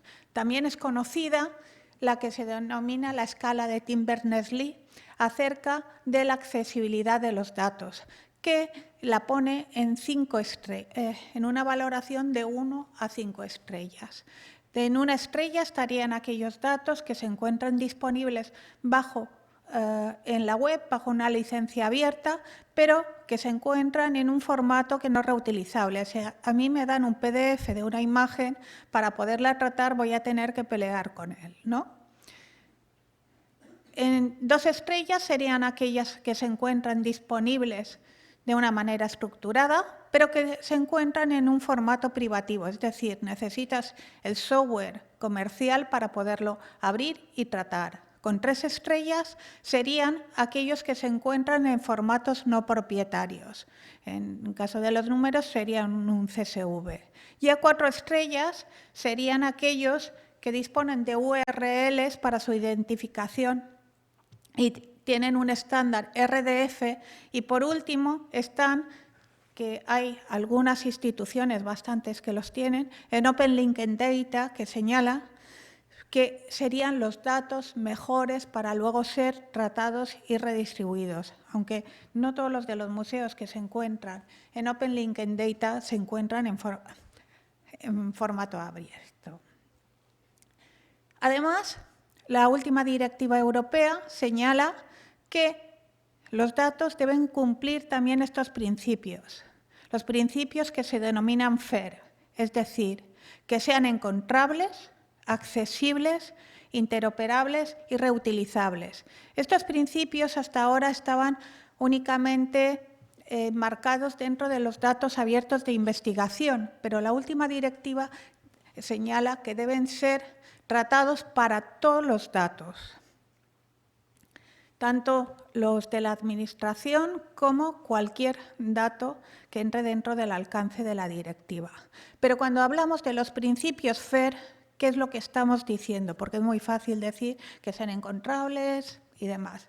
Pues que sean encontrables quiere decir que deben disponer esos datos de unos identificadores persistentes, unos metadatos enriquecidos, los datos deben estar indexados y los metadatos deben disponer de un identificador. Vale, ya los tenemos, que los podemos encontrar. Pero, ¿qué quiere decir que sean accesibles? Que sean accesibles quiere decir que deben utilizar protocolos estándar, que estos protocolos que utilicen deben ser libres y abiertos, estamos trabajando con formatos abiertos, que únicamente pidan la autentificación para acceder a ellos en caso de que se necesite, no deben pedir en general la autentificación, y que los metadatos deben encontrarse disponibles. Ya tenemos el nivel de accesibilidad, pero ¿qué quiere decir? Que sean interoperables. Interoperables quiere decir que trabajen con vocabularios estándar, que estos vocabularios se encuentren también dentro de los principios que se denominan FAIR y que dispongan estos vocabularios de metadatos enlazados. Y ya por último, que sean reutilizables, quiere decir que los metadatos dispongan de datos. Un aspecto muy importante es que los datos deben disponer de las licencias de uso, deben decir para qué se pueden usar y cómo se pueden usar, deben señalar la procedencia, de dónde proceden, para luego poderlo citar correctamente, y disponer de estándares comunitarios. Estos principios FAIR no son acumulativos, así como los de Tim Berners-Lee, las 4 estrellas sí eran acumulativos, estos no son acumulativos, describen los procesos legibles por máquinas o personas para acceder a los datos, el contexto en el que se han generado para permitir la evaluación posterior, y explicitan las maneras en las que se pueden reutilizar estos datos. Y además dan instrucciones claras acerca de cómo se deben citar. Luego veremos un proyecto de museos que creo que cumple todos estos principios, que es muy interesante. Así que ya volviendo a lo que podían ser los datos de los museos, los datos culturales, señalaríamos que son aquellos que tienen los contenidos disponibles en línea, disponen de licencias, están señaladas para que se pueden reutilizar. Son datos sobre los objetos, es decir, nos están señalando cuáles son los metadatos o descripción de los registros.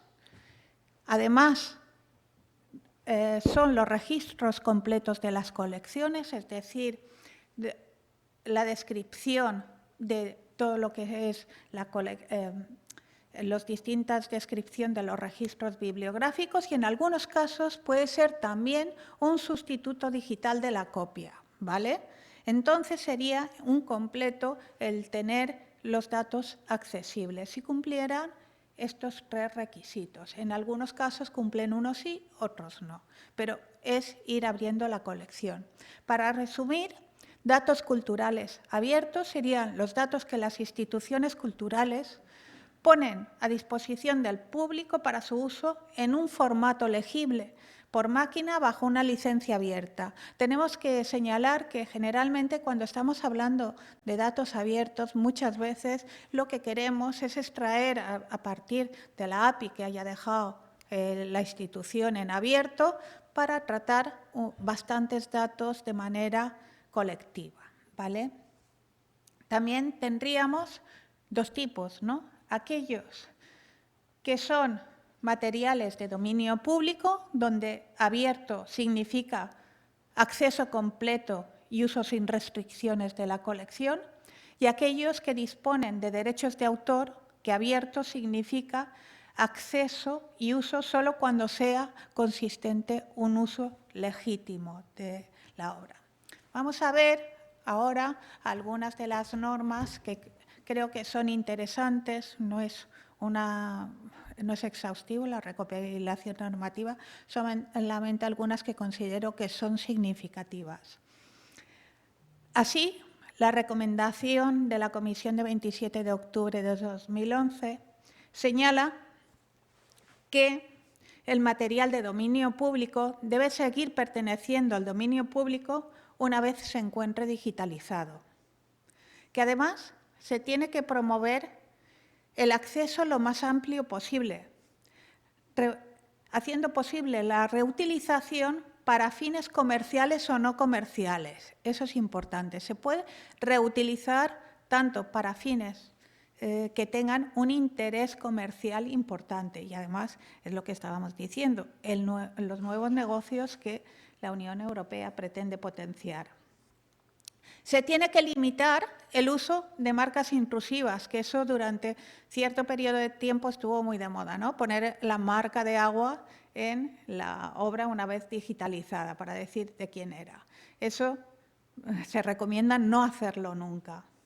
Y además hay que garantizar el acceso de las obras de dominio público a través de Europeana, también como ha señalado antes el anterior ponente.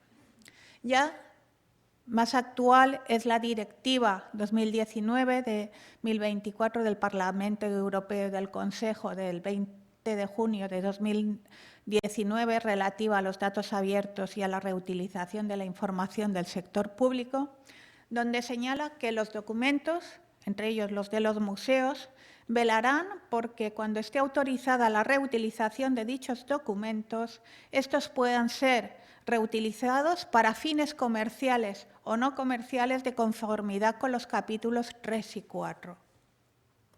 Así, dice que actualmente los museos, y también esto lo ha señalado un poco la anterior ponente, los museos han multiplicado el material digitalizado. Actualmente existe gran cantidad de material digitalizado, ¿no? En distintas bases de datos y distintos accesos públicos. Y eso tiene un enorme potencial de reutilización en distintos sectores, como puede ser el aprendizaje o el turismo. El turismo, sobre todo, o las ciudades inteligentes, sobre todo el turismo cultural. Se dice que ahí puede haber grandes posibilidades de negocio.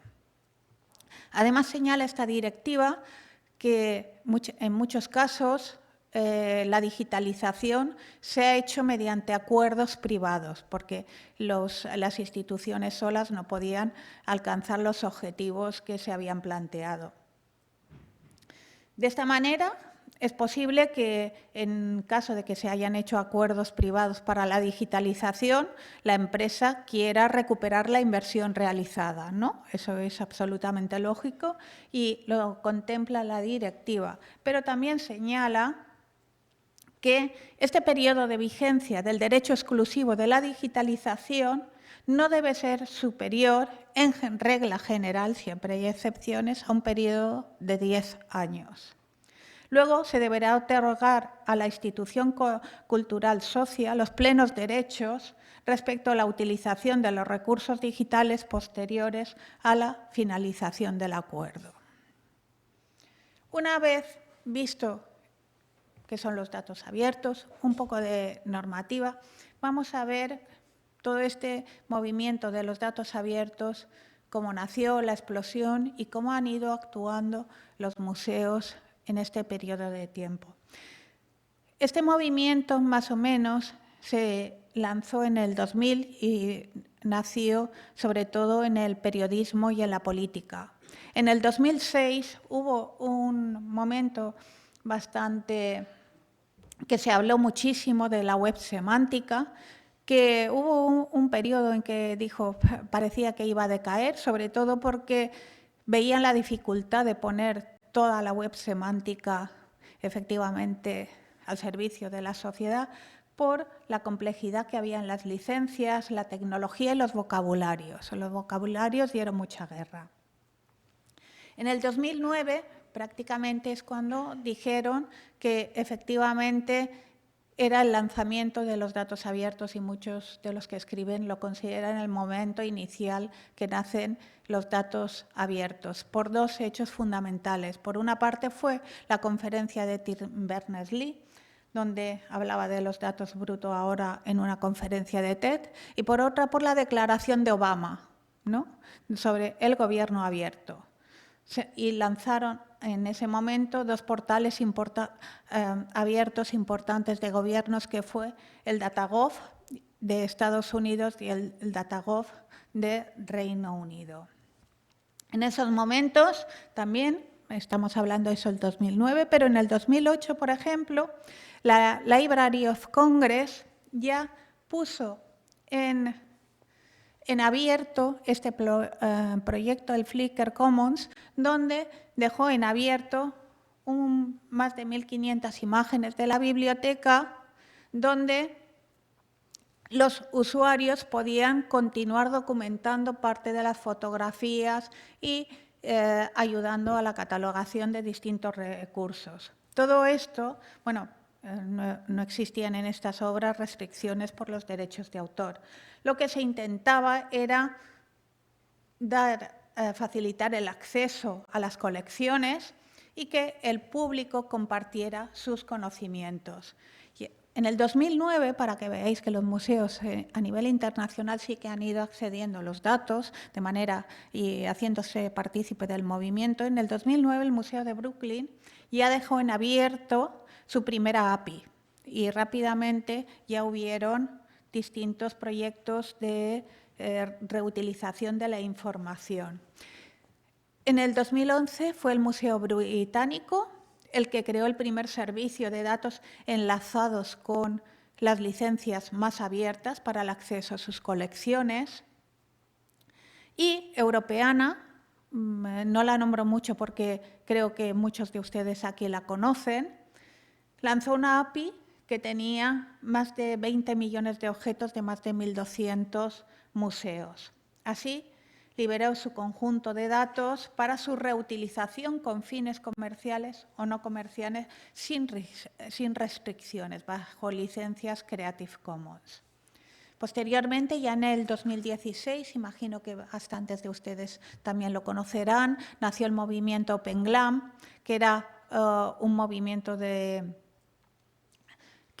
promovió la Open Knowledge Foundation gracias a un proyecto europeo, donde querían construir una cultura global del procomún, ¿no? Y hacer accesible y reutilizable y redistribuible toda la información cultural. Ahí no solamente estaban los museos, estaban galerías y otros tipos de instituciones culturales las que participaban para poner en acceso libre el conocimiento.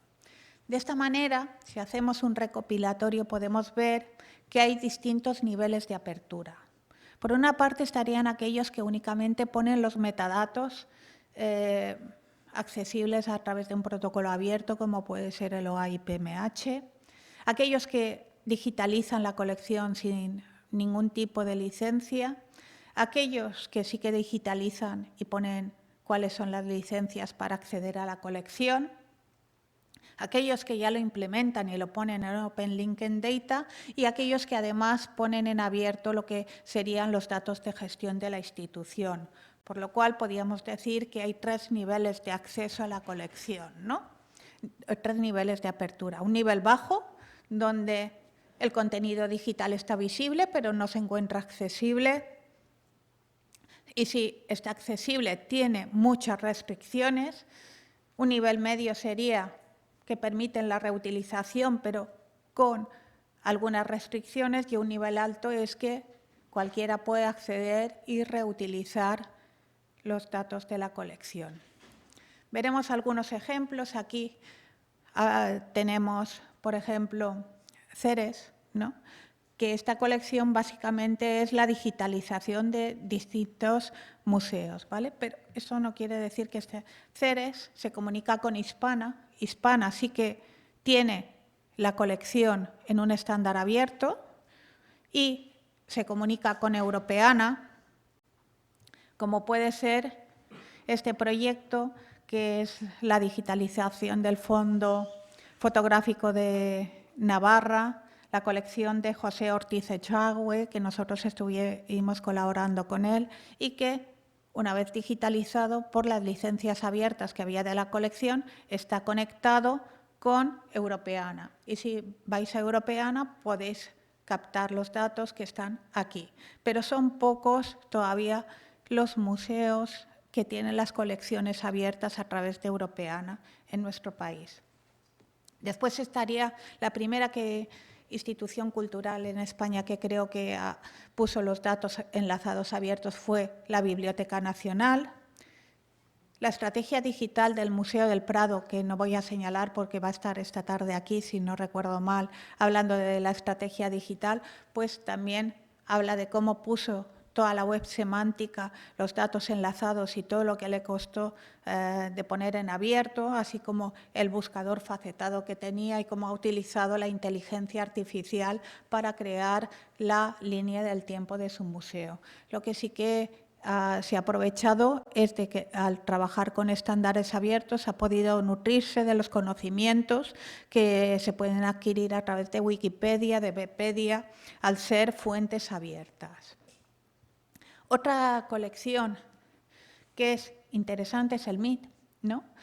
Que tiene en acceso abierto más de 2 millones de registros de las obras más antiguas y que aquí podéis ver lo que tienen en abierto de todo lo que carece de derechos de autor, de un acceso sin coste ninguno y a través de una licencia Creative Commons 0. ¿Vale? Una de las cosas que creo que es interesante es aquí, en el buscador, donde se puede preguntar únicamente por la colección que se encuentra en abierto. ¿Vale? También una cosa que me ha llamado la atención es que cuando vas a los portales de datos abiertos de los gobiernos o de los ministerios, siempre hay una pestaña que ponen estadísticas y datos abiertos. Aquí, cuando vas a los datos abiertos de los museos, te cuesta encontrar dónde se encuentra la información relativa a la política de datos abiertos que pueden tener. El Rijksmuseum tiene una política de datos abiertos que creo que también es muy interesante porque tiene una licencia Creative Commons 00, y aquí en la descripción lo he puesto también aquí si quieren acceder, ¿vale? Pero nos dice que pueden acceder a los datos descriptivos sobre la información, todos los metadatos bibliográficos y a cualquier tipo de uso de los datos sin ningún tipo de restricción. Creo que toda la política de datos abiertos de este museo es bastante interesante. Otro museo que creo que tiene una política interesante es el Museo de Bretaña, donde, a pesar de ser pequeño y no tener una colección demasiado importante como pueden ser otros de nivel mucho más internacional, sí que señala la directora del museo que gracias a poner los datos en abierto han conseguido incrementar enormemente la visibilidad y además bastantes de las fotografías de su colección sirven para ilustrar dentro de Wikipedia pues cómo iban los reyes vestidos en determinada época o determinados conceptos, como puede ser, pues, no sé, una sirena o cualquier cosa de este tipo, ¿vale? De ahí la unión que se puede hacer al estar trabajando con datos abiertos y con protocolos estándar, cómo se pueden ir nutriendo unas colecciones de otras. Me voy a extender un poco más en la estrategia digital, en la estrategia de datos abiertos de este museo, porque creo que cumple todo lo que hemos hablado de lo que son los principios FAIR, ¿vale? Este sería el portal de datos abiertos del Museo de Historia Natural de Londres y se creó con la intención de ser una plataforma que sirviera para fomentar el uso de sus datos, su cita y su reutilización, abordando distintos desafíos sociales que son también los objetivos del museo, ¿no? El cambio climático, la biodiversidad y demás. Y así poder enfrentarse a lo que es el futuro sostenible que actualmente tenemos. Además, uno de los objetivos principales era poner accesibles no solamente los datos del museo, sino también de los socios que están comprometidos con la investigación en el museo. O sea, ponen en abierto datos suyos y datos de colaboradores. Lo hacen a través de una plataforma abierta de datos donde, acordaros de los principios FAIR, proporciona identificadores y registros únicos y persistentes, ya eso era uno de los objetivos secundarios, se apoyan con conjuntos de datos aportados por los usuarios, proporcionan una API y además permiten que otros agregadores puedan utilizar y reutilizar la consulta en sus fondos, ¿vale? Además, creo que es interesante la política que siguieron a la hora de decir cómo iban a trabajar el portal de datos abiertos. Lo primero que creo que deberíamos hacer todos es no reinventar lo que ya está inventado, ¿no? Aprovecharse de otras iniciativas que hayan tenido éxito. Además, señalaron, ¿os acordáis de la Carta Internacional de Acceso Abierto? Aquí nos lo dice, ellos lo van a poner abierto por defecto, lo que les va a ahorrar mucho trabajo posterior de ir arreglando los datos, bajo licencias Creative Commons 0 o de atribución, cerrando únicamente los datos por excepción. Cumplirán los estándares que sean los propios de este tipo de colección. Estos son los específicos de la colección. Y además, una cosa que creo que es muy útil, van a consumir la misma API para consultar sus datos que la que están ofreciendo al público. Con lo cual, si falla la API, son los primeros en darse cuenta porque la utilizan todos los días. El portal está optimizado para el descubrimiento de datos, ahora luego lo veremos. Tiene una gestión fácil y además han utilizado para implementarlo un software abierto que está desarrollado por la Open Knowledge Foundation, que es el CECAN. Hay distintas plataformas para poner los datos en abiertos y el CECAN es uno de los más conocidos. Así, si vais aquí, podéis navegar a través de ella. Vemos, por ejemplo, en zoología, un mapa de dónde se encuentran todos. A ver si me deja verlo. Bueno, si no lo pueden ver, sí. A ver si va rápido.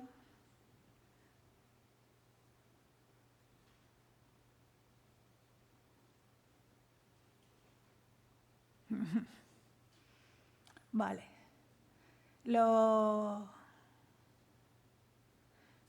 En este momento, lo pueden ver ustedes, pero si veis, no lo había probado antes, que fuera bien.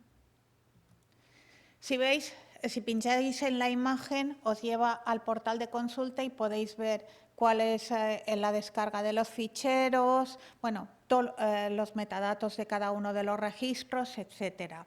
Creo que este caso es bastante interesante.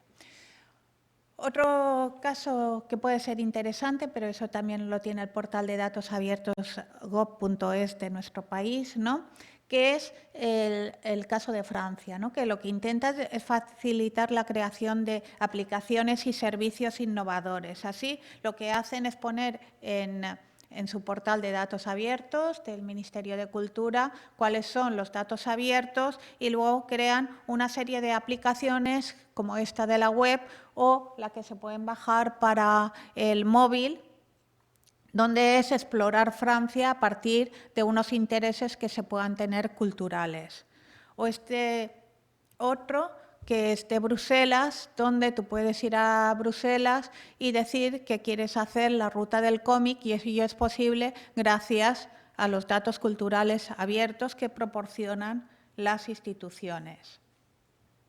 Hay que señalar también el caso de Noruega y Suecia, donde dicen sus museos nacionales que los datos abiertos van a ser datos abiertos por defecto para poner el arte al alcance de todos y todas, para que fuera un museo nacional para todos. Así tienen dos proyectos que creo que son interesantes, el Wikimedia Commons de Suecia o este que es de ambos países conjuntos, que es el Digital Museum, que también dispone de una API para descargar los datos y verlos. Y ya el MoMA que antes hemos visto, una de las aplicaciones que tiene, pues eso, de los datos de gestión del mismo museo, donde podemos ver las obras de arte compradas por género. Entre otras muchas cosas, porque como ha señalado antes Concha, pues los datos abiertos y la optimización de los datos nos pueden servir para hacer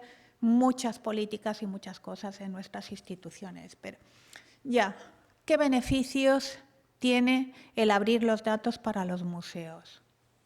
Desde luego, por lo que dicen todos los museos que han abierto los datos, incrementa la visibilidad y la participación del público. Los metadatos, además, pueden incluirse en Wikidata, se incrementan las visitas al museo y la capacidad de colaborar con otras instituciones. Se consigue una optimización en los motores de búsqueda, se incrementa el alcance de reputación del museo y se incrementan las posibilidades de financiación, porque ven que tecnológicamente estás mucho más avanzado.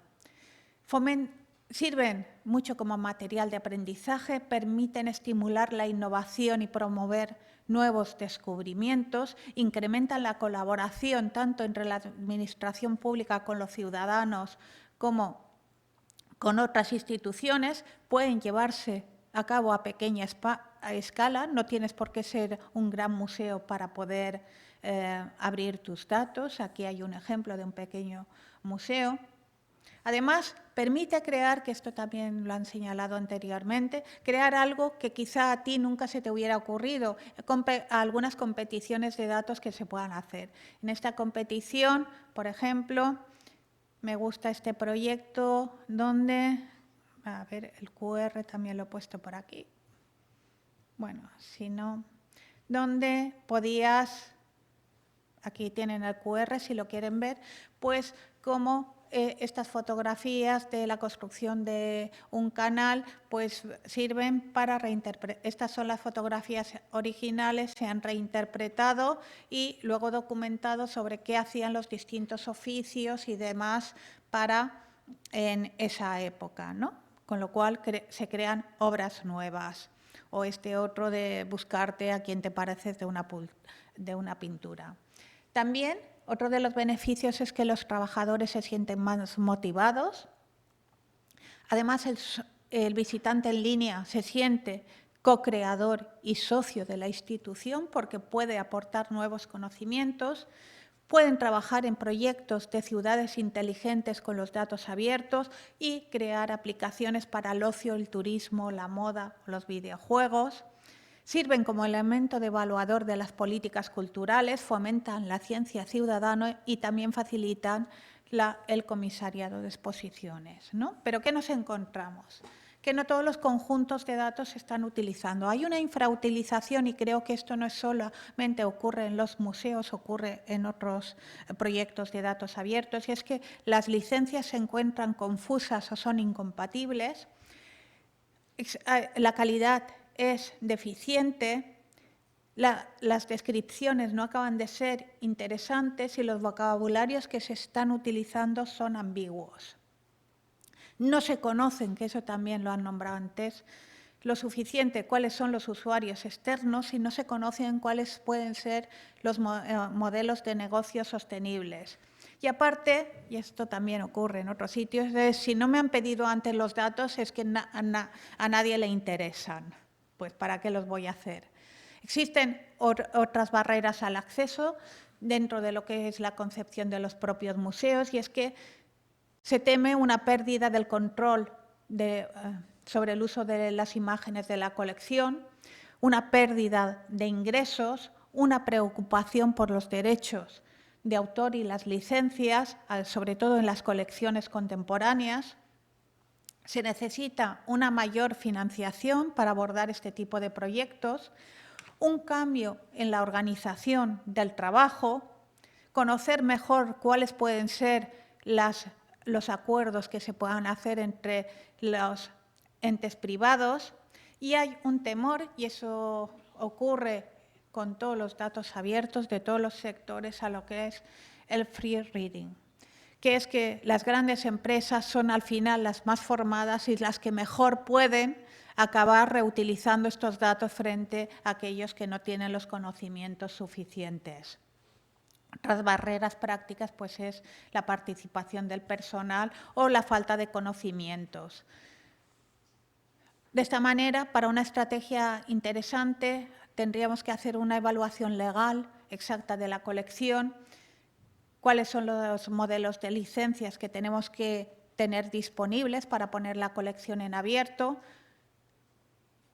Se precisa infraestructura tecnológica, diseñar servicios de datos útiles para los programadores. Para ello, y eso también se ha señalado antes, es muy importante el contacto con la comunidad, para animar a la gente a reutilizar los datos, establecer contacto con las comunidades de hackings y, sobre todo, también documentar los vocabularios que se vayan a utilizar. Si hacemos todo esto, si se superan estos retos, indudablemente se va a incrementar la visibilidad y las posibilidades de reutilización para crear nuevos servicios de valor añadido. Y ya, muchas gracias. Y después de mi exposición me gustaría que contestara a esta breve encuesta, es si a ustedes pondrían los datos en abierto, sí o no. Muchas gracias.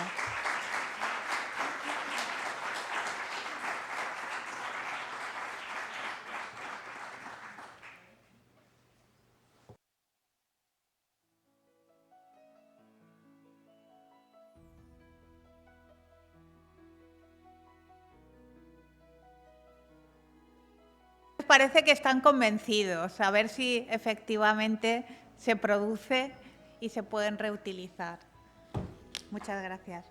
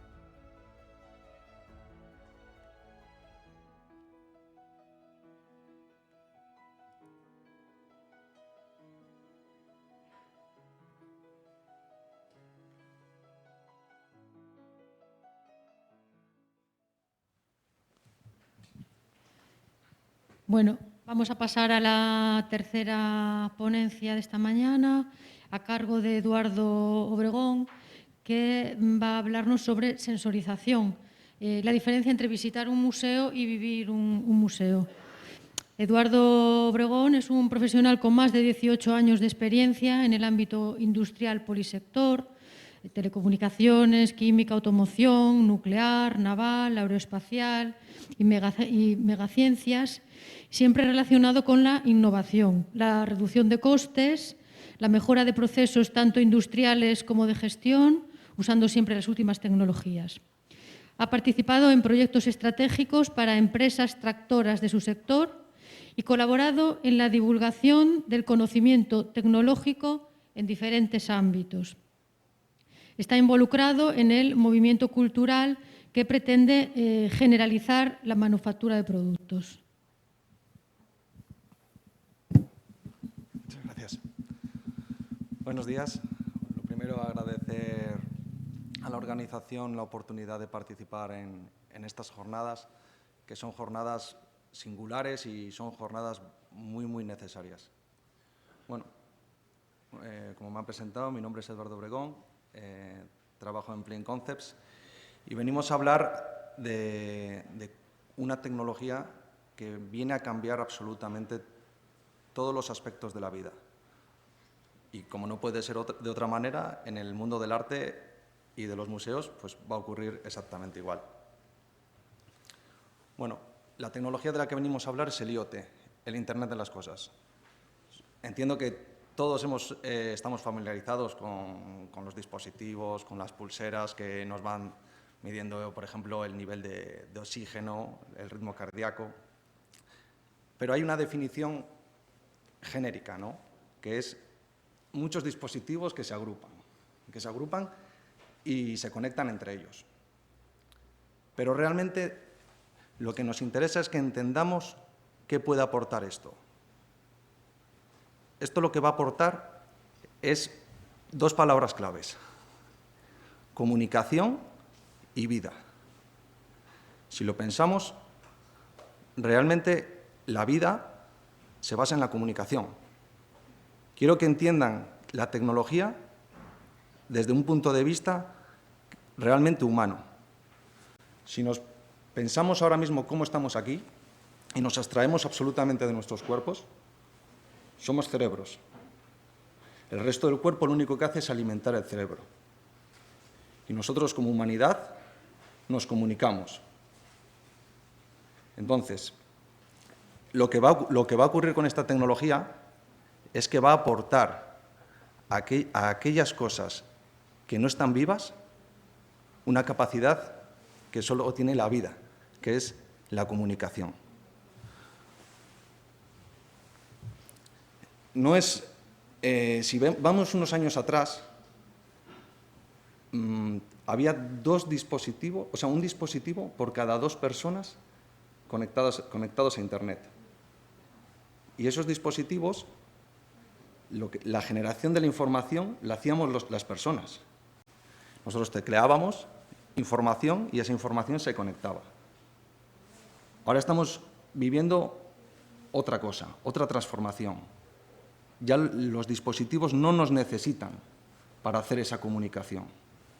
Si vemos la evolución en los últimos 10 años, se ha multiplicado por 7. Y en la siguiente década va a volverse a doblar. Pensar que todos los objetos van a tener una comunicación con nosotros. O sea, la posibilidad que va a aportar eso a la humanidad es realmente brutal. Esto a veces es difícil de comunicar, ¿no?, porque muchas veces las personas de tecnología hablamos un lenguaje que es complejo. Es complejo y si no estás familiarizado con ello, te puede producir hasta rechazo. Una de las cosas que decía la compañera en las barreras de cómo los sectores se tienen que actualizar. Tienen esa dificultad, que no se entiende el porqué. Ahí es donde tenemos que hacer ese esfuerzo de traducir y de realmente enseñar lo que la tecnología puede hacer. Me gusta muchísimo el ejemplo que os voy a poner ahora de Stephen Hawking. Stephen Hawking ha sido una de las personas más brillantes que ha habido en la humanidad. Sin embargo, su cuerpo no respondía. Lo que os decía antes del cerebro, somos cerebro solo. Si Stephen Hawking hubiese nacido unos años antes, no hubiese podido llevar la vida que llevó, ni aportar a la humanidad todo lo que aportó. Y eso todo lo hizo a través de la tecnología y de la comunicación.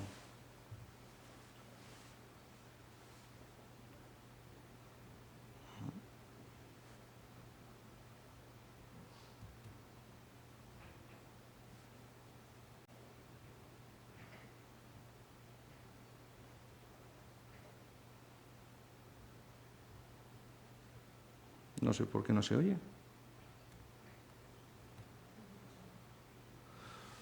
Bueno, al final es lo mismo, lo explico yo. El problema en el ELA que sufrió Stephen Hawking solo le llegó a permitirle mover una parte del párpado. Era esta parte de aquí lo único que podía mover. Intel desarrolló una tecnología que era capaz, a partir de ahí, de mover toda una silla de ruedas, todo su cuerpo, de estar monitorizado, de saber cómo era su estado de salud, incluso de estudiar, de comunicarse con más personas y de desplazarse. Esto es realmente lo que la tecnología nos puede hacer. Pero incluso vamos más allá en cuanto a lo que es la faceta de la comunicación.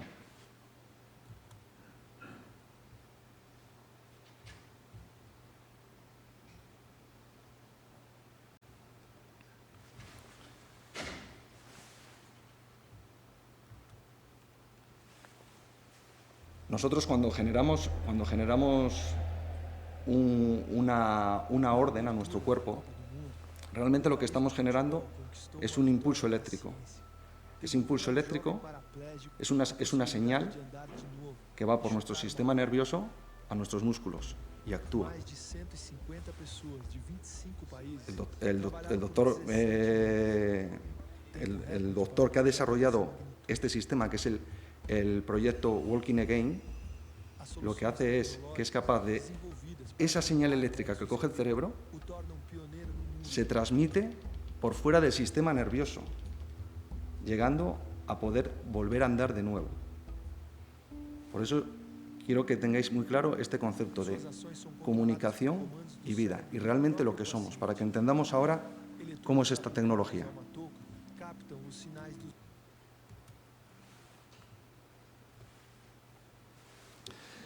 El IoT de las cosas se basa fundamentalmente en 4 partes. Tenemos el idioma en el que hablan los dispositivos, que hablan las cosas, los cerebros, los sentidos y la física. Volvemos al ejemplo de actualmente. Nosotros nos olvidamos de nuestros cuerpos y nos centramos simplemente en el cerebro. Yo ahora mismo les quiero comunicar qué es el IoT. Y al hablar, estoy haciendo una perturbación en el aire que les llega a ustedes. Y ustedes reciben esa señal auditiva que va a 340 metros por segundo y la procesan. Y como estoy hablando en castellano, y ustedes saben castellano, nos estamos entendiendo. Eso sería el protocolo de comunicación. El idioma. El chip, lo que ven dentro de los dispositivos, sería el cerebro. Los sensores, como pueden ser en este caso nuestro oído, son los que reciben la señal. Y las diferentes tecnologías que está viendo, 3G, 4G, 5G, Sigfox, LoRa, simplemente son la física por donde se manda la señal. Según el tipo de dispositivo que vamos a querer, se usarán unos protocolos u otros. Imaginaros que vamos a mandar mucha información de forma continua.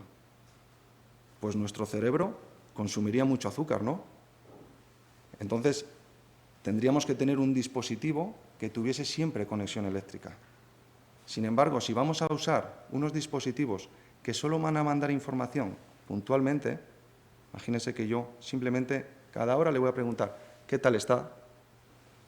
No necesito tanto consumo, con lo cual pueden ser dispositivos que no tienen que ir conectados a nada. Simplemente con una pequeña batería de 1,5 voltios pueden estar funcionando. ¿Y esto qué tiene? Esto tiene aporta mucho en la simplicidad de su instalación. Actualmente poner muchos dispositivos aquí que simplemente controlen que el nivel de partículas por millón,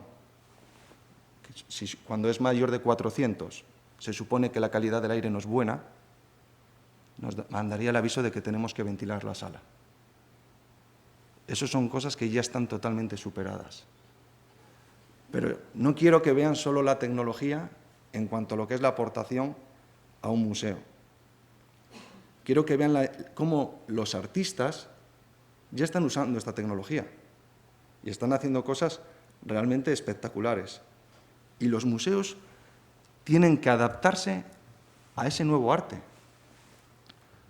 porque ha pasado toda la vida. Yo soy de Santander y, bueno, ahí tenemos probablemente uno de los museos más antiguos de España, que son las Cuevas de Altamira. Yo, para ir a las Cuevas de Altamira, mi madre siempre se preocupó mucho de llevarnos a los museos. Íbamos a Madrid, imaginaros, hace casi 35 años tardábamos un montón en llegar a todos los museos de ciencias, al Prado, que por cierto, eso se queda, porque tengo intención de llevar a mis hijos al CER en Semana Santa. Eso siempre, al final, volvemos a repetir los patrones. Me llamaba mucho la atención de decir, mamá, de verdad, tenemos que hacernos 8 horas para ver unas cuevas que están a 13 kilómetros de mi casa. Era así, el único sitio donde podíamos ver las Cuevas de Altamira eran las réplicas de Madrid. Porque las cuevas, ya sabéis, que se estropeaban con las visitas, con todas las emisiones de CO2 de los visitantes. El arte ha ido cambiando, y ha ido cambiando en función de la tecnología. En las Cuevas de Altamira, ¿con qué se creaba el arte? Con sangre, con barro, con huesos. Según fueron perfeccionando esas herramientas, se fueron tratando otro tipo de materiales. Como os he puesto aquí un pequeño ejemplo de cómo es esa evolución. Sobre esas herramientas eran mejores, se podía hacer con materiales aún mejores. El paso de la piedra al metal, al tipo de metal. Eso mismo está ocurriendo ya con esta tecnología, con el IoT. Ya hay artistas que están utilizando el IoT y están utilizando los nuevos materiales, es el nuevo arte. Y realmente es muy espectacular. Uno de ellos es Aaron Copland. Aaron Copland tiene muchos proyectos muy interesantes. A mí particularmente este me encanta. Lo que hace es captura toda la información climatológica de diferentes puntos, lo transfiere y ha hecho una obra con un techo de muchísimas piezas pequeñas de cristal líquido que van cambiando en función de los datos que está cogiendo de la climatología. Imaginaros que tenemos el eCloud aquí y tendríamos todo este techo lleno de esos cristalitos. En principio iban a ser todo oscuro, como es el techo actual. Pero eso está comunicado, tú puedes comunicar, imaginaros con Santander, que ahora está diluviando, me ha dicho mi mujer. Entonces, empezaríamos a tener esa sensación de que está diluviando aquí. Y eso es porque cada uno de esos pequeños cristales, cuando le pasas el impulso eléctrico, cambia, pasa de ser opaco a ser transparente. Con esto, lo que está claro, recordar lo que os he dicho antes de la comunicación. Para mí todo esto va de comunicación. La comunicación nos va a permitir como humanidad empatizar más y entendernos mejor. Porque lo que nos ocurre es eso.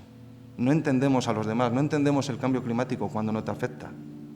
Imaginaros, con esto sí puedes empezar a vivir eso, a vivir la realidad de lo que ocurre en otro sitio, a poder entenderlo, a empatizar de verdad, porque estamos viviendo lo mismo.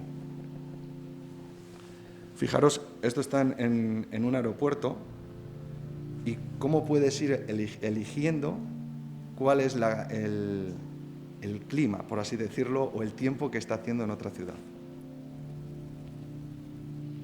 ¿Vale? Esto, aquí hay que tener en cuenta lo que hablábamos, la aparición de nuevos materiales, de nueva tecnología y de nuevos interlocutores. Los artistas tienen que empezar a saber de tecnología. De hecho, Coughlin trabaja con uno de los ingenieros de la NASA y ha desarrollado otros proyectos muy interesantes. Por ejemplo, hay otro que es Amsterdam SMS, en el que se ve el caudal de cómo eran los mensajes en la ciudad de Ámsterdam por teléfono móvil. Os invito a que le veáis en profundidad porque me parece una persona súper interesante.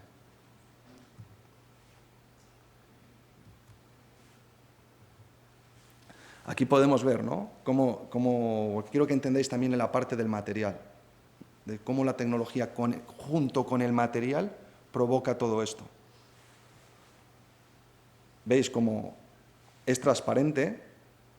Realmente es al revés. Esta foto, por lo que he estado estudiando, está a la inversa. Realmente es opaco. Y cuando tú le aplicas el impulso eléctrico, se vuelve transparente. Todo lo que estamos viviendo de los materiales es lo que nos está aportando luego en la propia tecnología. Nosotros podemos tener estos pequeños dispositivos que comunican porque hay un avance muy importante en dos funciones, en las telecomunicaciones y en los materiales. Si vemos otro ejemplo de artista, tiene mucho que ver, fijaros que ya él no, en este caso, Alexander Whitley no es tecnólogo, o sea, él es coreógrafo, pero ha tenido una idea que para mí es espectacular. Ha hecho un dataset de movimientos de baile y lo ha puesto abierto para que lo utilicen otros artistas. A ver si os puedo... Pero para que lo utilicen de diferentes formas, cada uno como quiera, desde una representación visual. Luego os voy a enseñar cómo lo utilizan también con robots. Y es un cambio totalmente. Un poco lo que hablaba antes mi compañera, ¿no? La oportunidad que das a las comunidades cuando pones a su servicio toda esa información es amplísima. Y volvemos otra vez al punto de la comunicación. Y que sobre mejor comuniquemos, sobre más amplio sean los datos, mejor va a ser para la humanidad. Esto lo estamos viendo también en el ámbito sanitario. Hoy en día, pues, si tienes a veces problemas de salud, tienes un banco de datos de información de gente que puede ser compatible contigo. Y eso es porque lo estamos poniendo a servicio de los demás. No tienen que ser obras... Fijaros en el cambio de concepto de un artista que hacía su obra a su manera y eso es lo que había. Ahora no, ahora trabajan en grupo los artistas. Trabajan como equipo, y como equipos que no se conocen, que me parece también lo más interesante.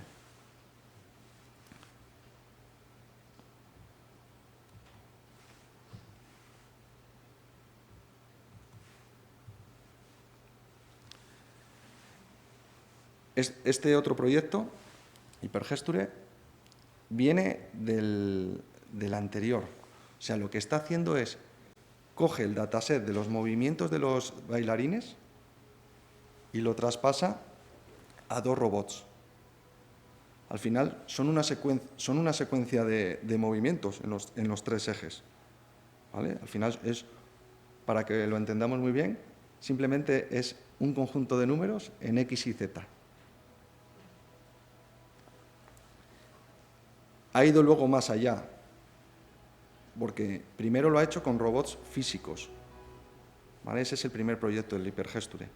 Pero ahora está trabajando en uno más avanzado, que es Virtual Hypergesture, en el que tú te puedes conectar a una web y decidir cómo hacen los movimientos. Es más, puedes hasta cargar tus propios movimientos. La verdad es que es impresionante. ¿Veis cómo, según en la figura de la izquierda, cómo hace el movimiento cinético y cómo lo replica en el robot?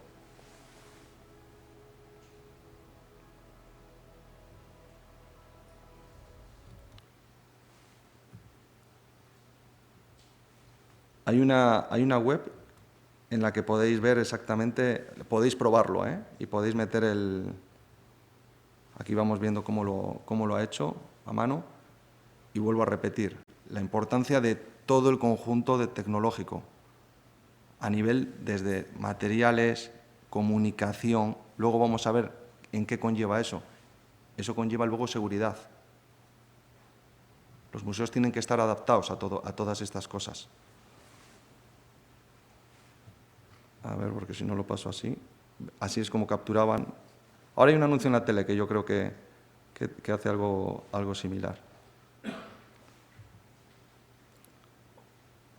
Vale, esta es la web de John Lucy, donde podéis acceder y probar a elegir cómo queréis que se muevan los robots. Y puedes incluso cambiar las perspectivas. Este apartado me ha encantado, que funciona según el tipo de sonido del instrumento. Adapta el movimiento del robot, por ejemplo, si veis ahí, cómo hace la adaptación a la viola, donde al oboe. La verdad es que es un proyecto muy, muy, muy interesante. Pero bueno, para mí el que se lleva la palma es este. Es el Metasensorium, de Abel Enclar. Ahora que todos hemos sufrido la parte mala, ¿no?, en cuanto a la pandemia, de estar solos, de no poder, pues, comunicarnos con nuestros seres queridos. Yo estoy pensando ahora en mi abuela y me estoy emocionando un poquitín, perdonadme. Y al final, oye, el tiempo que estamos es limitado. En este proyecto lo que se consigue es capturar lo que estás sintiendo y verlo y conectar con otra persona. Conectar a nivel de sentido. Y eso es, otra vez, lo que os digo mi idea de esta charla es que podáis entender realmente en qué consiste la tecnología. Al final no es tan diferente, no es tan distinto a cómo funcionamos las personas, es que es exactamente lo mismo. Otra vez se vuelve a capturar, como en el primer proyecto, en el de Walking Again, cómo se va capturando las señales del cerebro y cómo las transmites. A ver si os lo puedo poner un segundo. ¿Sabes qué pasa? Que no, va un poquitín el vídeo pichi picha, como dice mi hijo. Y esta idea la tuvo a partir de la pandemia. Como todas las circunstancias, igual que cuando vemos un cuadro de Goya de los fusilamientos y cómo él expresa lo que está viviendo en ese momento histórico, aquí está ocurriendo lo mismo, pero de otra forma. Probablemente no nos estemos dando cuenta del momento tan importante en el que estamos viviendo.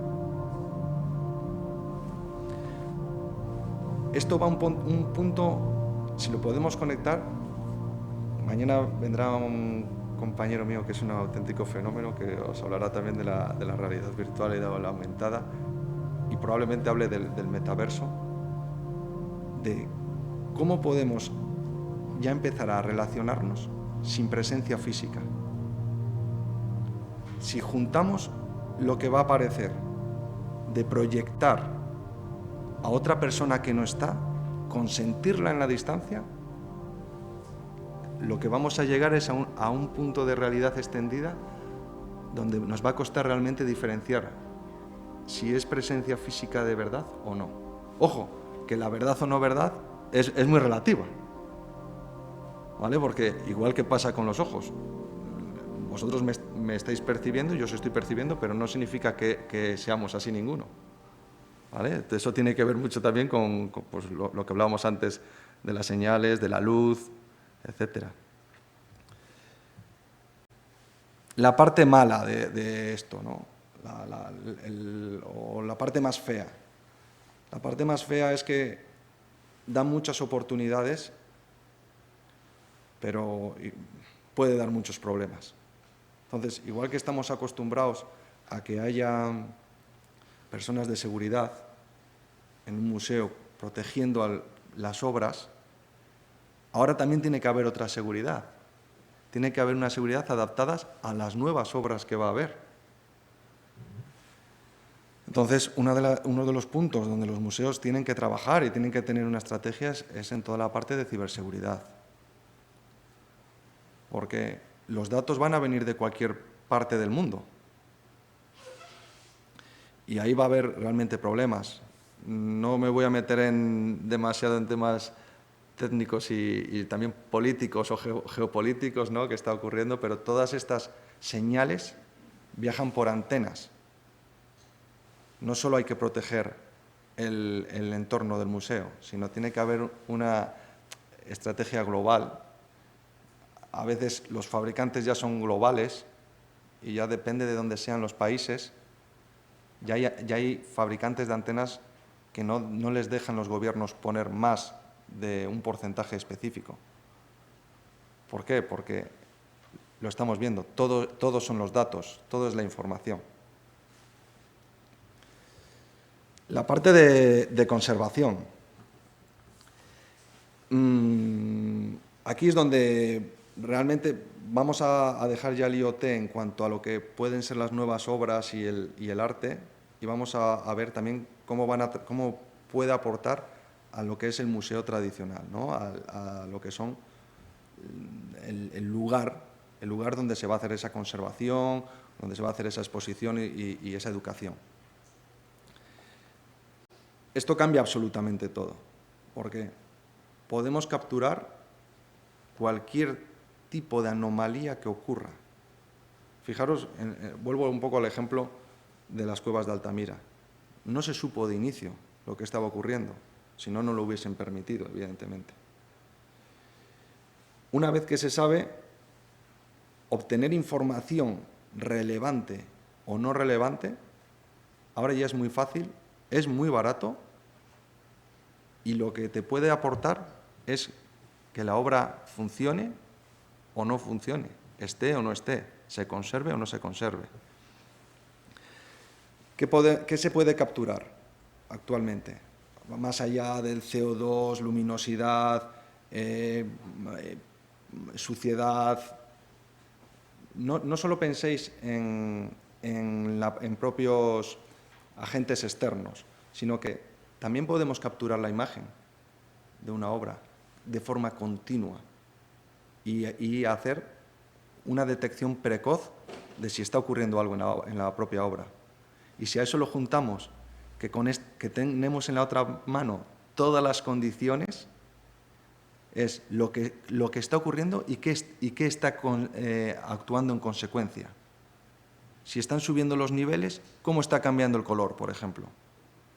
Si luego todos esos datos, vuelvo otra vez a lo mismo, el museo no se los queda y los comparte con más museos, se aprenderá mucho más y se permitirá saber y aprender qué es lo que estropea las obras. ¿Vale? Eso es, vuelvo un poco también a la sanidad, es ser generosos, no decir, si queremos realmente avanzar, cuanto más información haya, mejor. Porque luego los algoritmos que van a comprobar qué está ocurriendo necesitan mucha información y, sobre todo, buena información. Con lo cual, creo que lo de la conservación va a suponer un avance brutal con el campo del IoT. Otra parte más, esto ya es más habitual, ¿no?, en lo que nosotros estamos trabajando muchas veces, de la optimización. Ya si vemos al museo como un activo, nos damos cuenta por ejemplo, si veis aquí la entrada, son edificios altos, son edificios que consumen mucha energía. Con el IoT podemos optimizar toda la parte del consumo energético.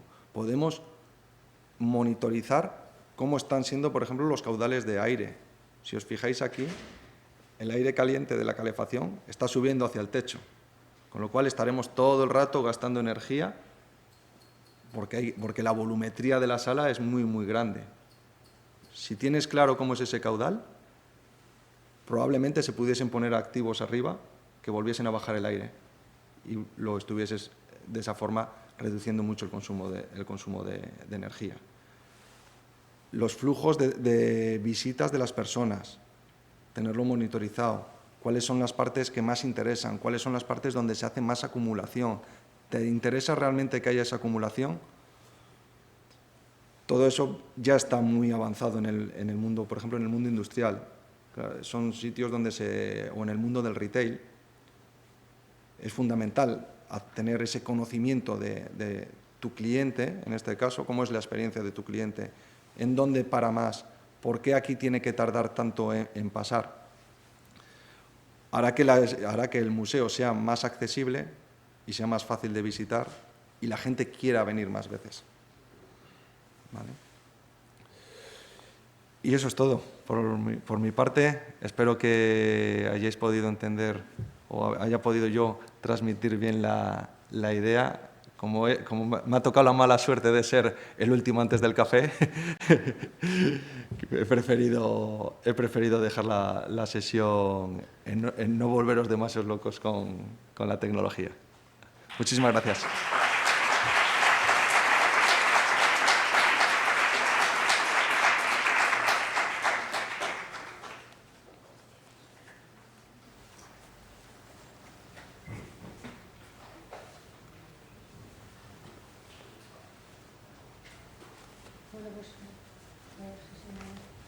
¿Me oye? No. ¿Hola? Sí.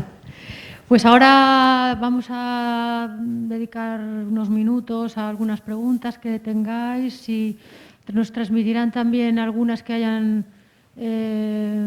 publicado en el chat de los asistentes en remoto. No sé, vamos a dejar que se sienten.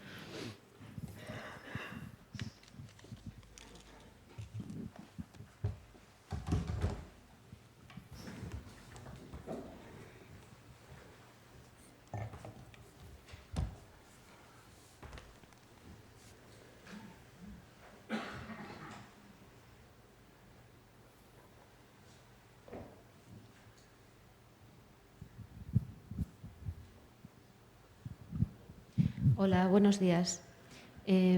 Paso a comentar algunas de las preguntas que se han hecho en el chat. En primer lugar, para Antonia Ferrer, hay un primer comentario con el tema de VEGAP. Si los artistas... VEGAP. Si los artistas de la colección se encuentran en VEGAP, hablan que es que puede suponer problemas. En concreto, Livia, del Museo de Arte Africano Arellano Alonso, de la UBA, comenta que aunque parece que es un solo comentario, sí que le gustaría comentar que si se puede aclarar después qué sucede con la posibilidad... un momentito, que se ha ido la pregunta. ¿Qué sucede con la posibilidad de poner en abierto obras de arte contemporáneo cuyos creadores pertenecen al VEGAP? Nosotros, en caso de ellos, han tenido problemas con este tema. Gracias.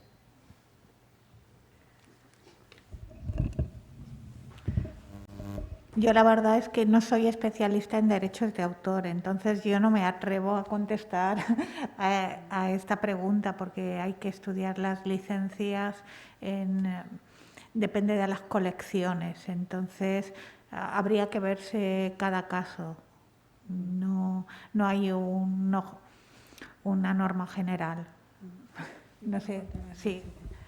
Sí, yo igual tampoco soy nada especialista en derechos de autor, pero sí comentar que, claro, si un artista está en VEGAP, no podemos de entrada poner los datos en abierto sin su autorización. Entonces, en todo caso, lo que hay que hacer es mirar de negociar con el autor, quizá no una cesión de todo, porque está en VGAP y cobra el artista y cobra VGAP, sino a lo mejor liberar una parte de la obra, como una pequeña muestra de lo que el autor produce. Esto, por ejemplo, creo que es lo que hicieron en el MACBA, en el Museo de Arte Contemporáneo de Barcelona, con un fotógrafo, pues se pactó el poder liberar los datos de una parte de la colección. En todo caso, hay que ir caso por caso y negociar. Es complicado, ciertamente. Sí, es lo que se decía de las colecciones contemporáneas.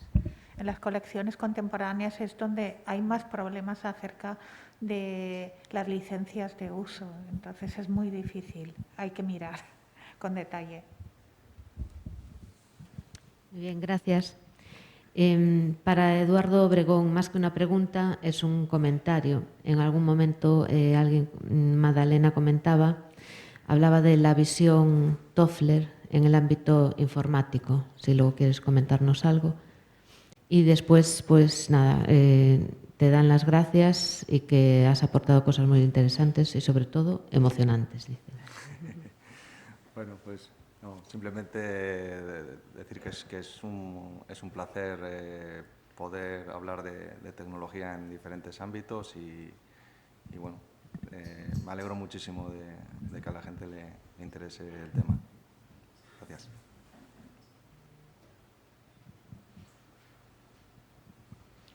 Creo que por parte del chat no hay así más cuestiones. No sé si en la sala alguna persona de los asistentes quiere...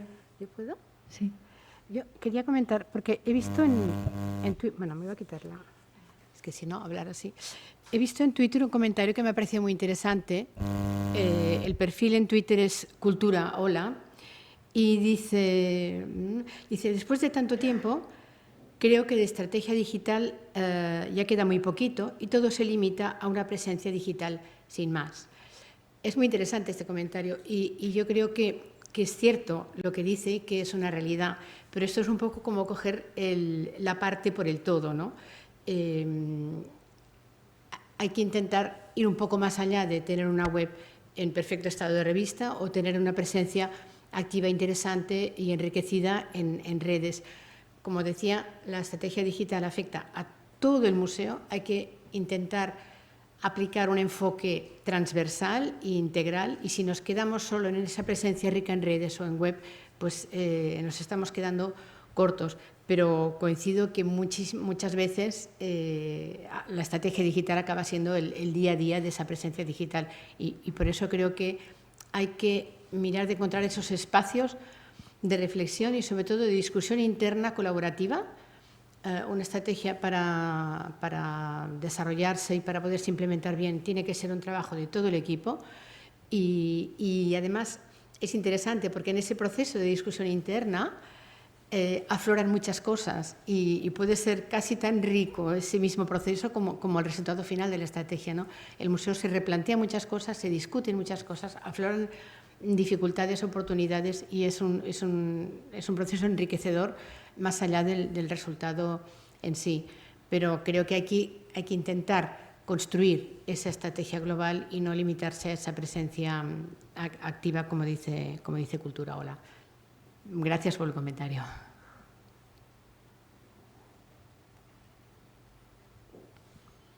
¿Alguna? A ver.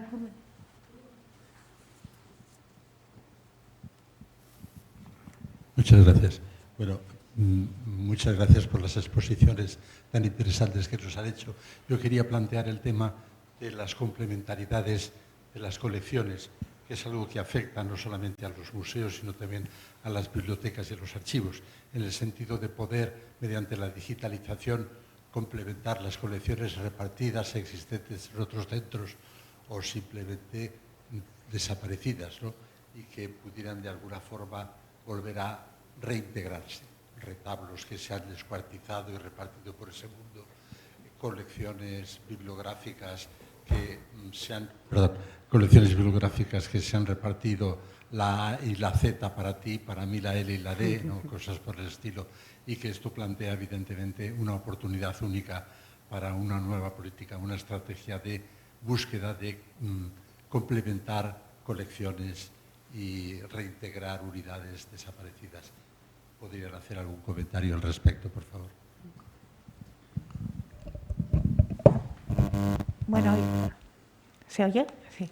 Yo creo que eso es posible fundamentalmente a través de la utilización de protocolos estándares y a través de crear servicios que consulten los catálogos, todos los catálogos al mismo tiempo. De hecho, estaba el de Hispana, que consulta muchos catálogos al mismo tiempo utilizando el protocolo OAI-PMH, que es un estándar de los más utilizados para el acceso abierto. Entonces, yo creo que utilizando distintos estándares se pueden complementar las colecciones que se encuentren dispersas por ahí. Pues es una de las ventajas que tiene el trabajar con estándares. Y las bibliotecas eso llevan muchos años haciéndolo, y yo creo que los museos también tienen bastantes cosas hechas a nivel internacional. Creo que es una vía así de ir complementando las obras y las colecciones. No sé si he respondido a la pregunta.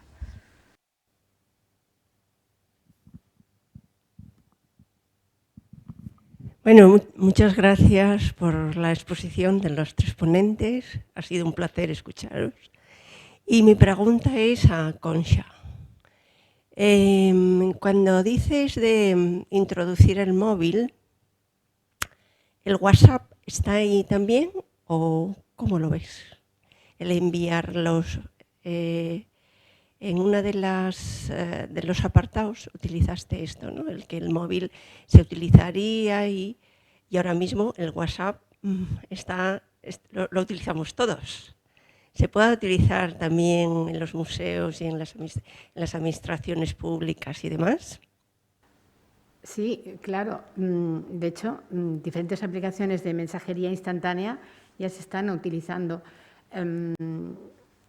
Creo que es en Málaga, uno de los museos de Málaga, no me quisiera equivocar, no sé si es el Pompidou o cuál, está utilizando WhatsApp para relacionarse y hacer un canal de comunicación directo con los usuarios.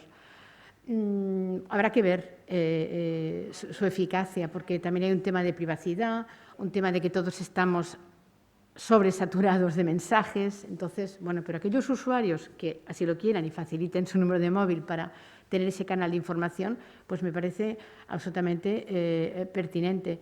Yo siempre digo que cuantas más vías y canales podamos abrir desde los museos, mejor, y ya serán los usuarios los que escojan si prefieren el WhatsApp, prefieren el Twitter, el Facebook o el correo electrónico. El usuario nos dé la autorización, Claro, si no, imposible, ¿no? Si no, sería ilegal. O sea, hay que cumplir con la ley de protección de datos, pero si el usuario facilita su móvil y quiere abrir ese canal de comunicación, pues eso puede ser una muy buena vía para los museos aprovecharlo. Se me ocurre el ejemplo de Málaga, pero creo que hay algún otro en nuestro país. Vale, gracias.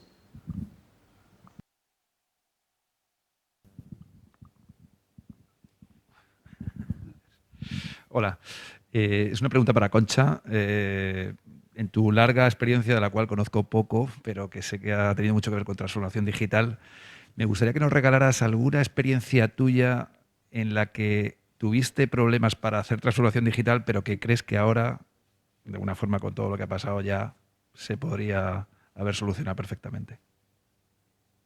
¿Problemas sobre alguna aplicación de transformación digital? Transformación digital, es decir, en un museo, lógicamente, en los que tú has trabajado, que ahora te venga a la mente, ¿no? Y efectivamente pensarás, bueno, esto ahora sí se hubiera podido superar sin mayor problema este cambio, ¿no? Este reto. Bueno, problemas todos los que quieras y más, seguro.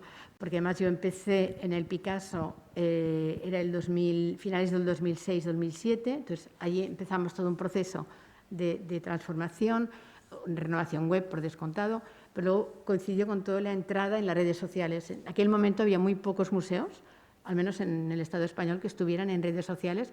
Entonces, intentar convencer a la parte más científica, conservadora del museo de que estar en redes era una oportunidad, pues fue difícil.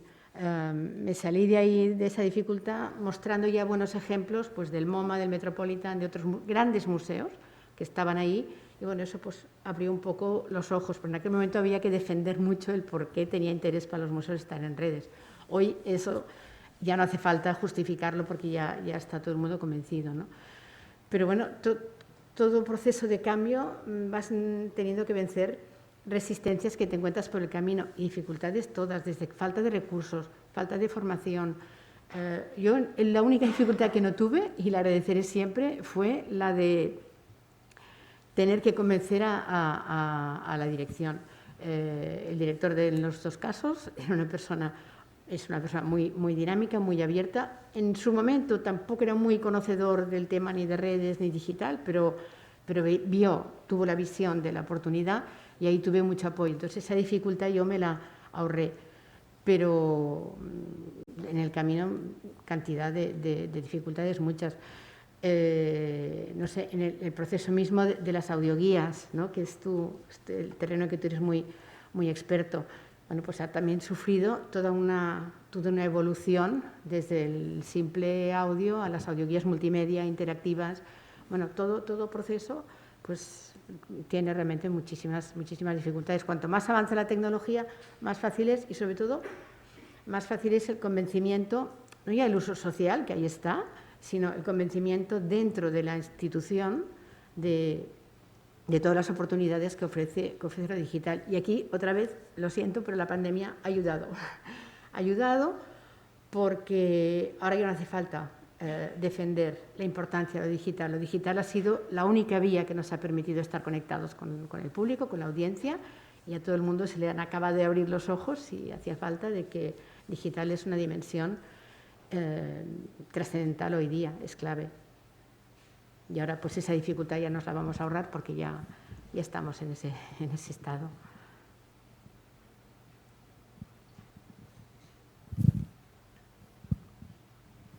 Hola, buenas.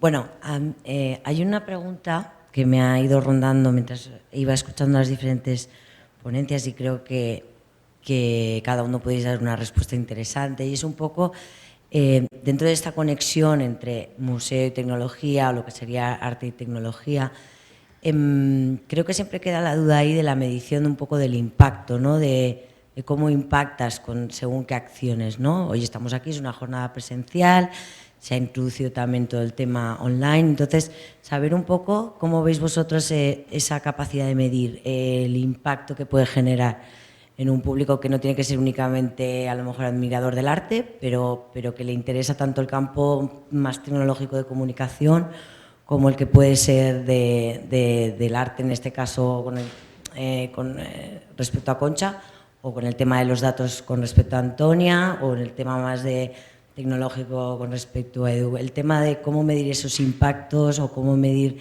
que el público está receptivo a ellos.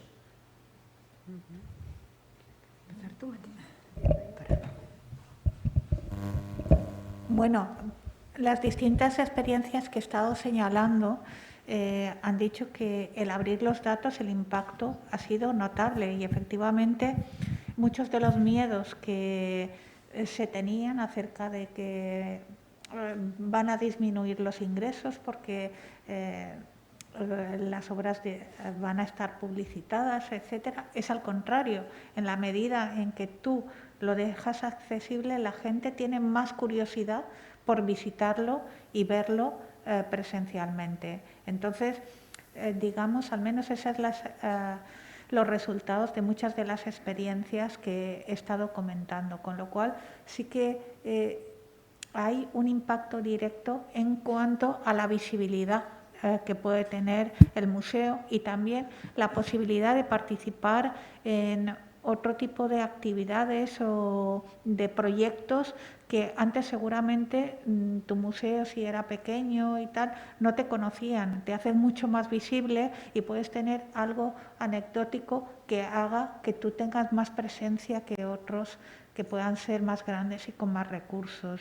Y yo creo que es bueno, sobre todo si se hacía lo que comentaba yo un poco al final, sabes relacionarte con la comunidad. Si haces muchas actividades, para que la comunidad conozca que efectivamente tú has abierto la colección y hagas pequeñas competiciones de hacking o cosas de este tipo que hacen que animen a que la gente te conozca.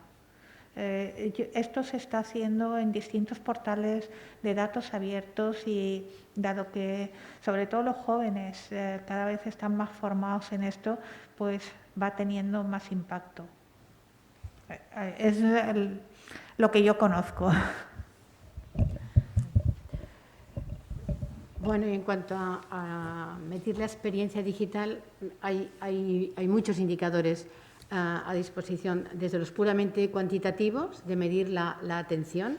Hoy día competimos por captar la atención de los usuarios, desde cuántas lecturas de post, cuántas páginas vistas de la web, cuánto tiempo han permanecido los usuarios, páginas más vistas, menos vistas, etcétera. Todos los indicadores cuantitativos, pero más interesantes son los indicadores cualitativos, ¿no? De ver cómo ha sido esa experiencia, si el usuario está satisfecho o no, qué grado de influencia ejercemos,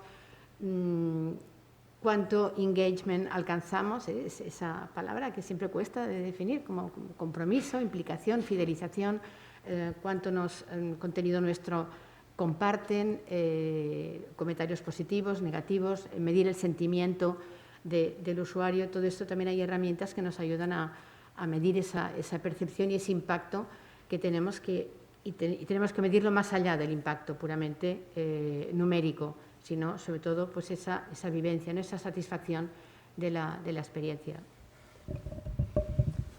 Bueno, yo voy a poner ahí un poco la nota discordante, ¿no? Si me permitís. Yo creo que las cosas ocurren como consecuencia.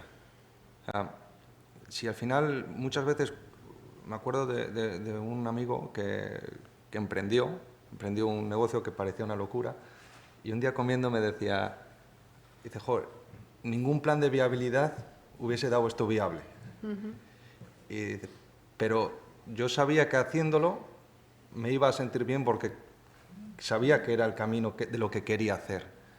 Y joder, por ejemplo, en este sector, ¿no? del arte, de los museos, creo que es importante el actuar desde lo que tú crees y olvidarnos un poco de los números, porque muchas veces, lamentablemente, estamos ahora mismo en un momento en el que todo el mundo dice, sí, pero esa idea se va a vender, eso va a funcionar. Nadie lo sabe, nadie lo sabe, incluso lo veis en la bolsa, lo veis en planes de inversión, el papel lo aguanta todo. Yo creo que la perspectiva debe ser, ¿estoy convencido realmente de que esto es así? O sea, ¿creo en ello? Adelante. Eso es lo que... Había una película muy famosa que decían, construye el estadio y vendrán. No sé si os acordáis. Siempre he pensado en eso. Creo que medir mucho el tema del impacto a posterior siempre es más fácil, ¿no? Pero si tú realmente quieres estar delante, tú no puedes estar a creer lo que va a ocurrir. Y si lo haces sabiendo, dices, no, es que esto ya tiene mucho impacto. Bueno, pues igual cuando te toca a ti ya no lo hay.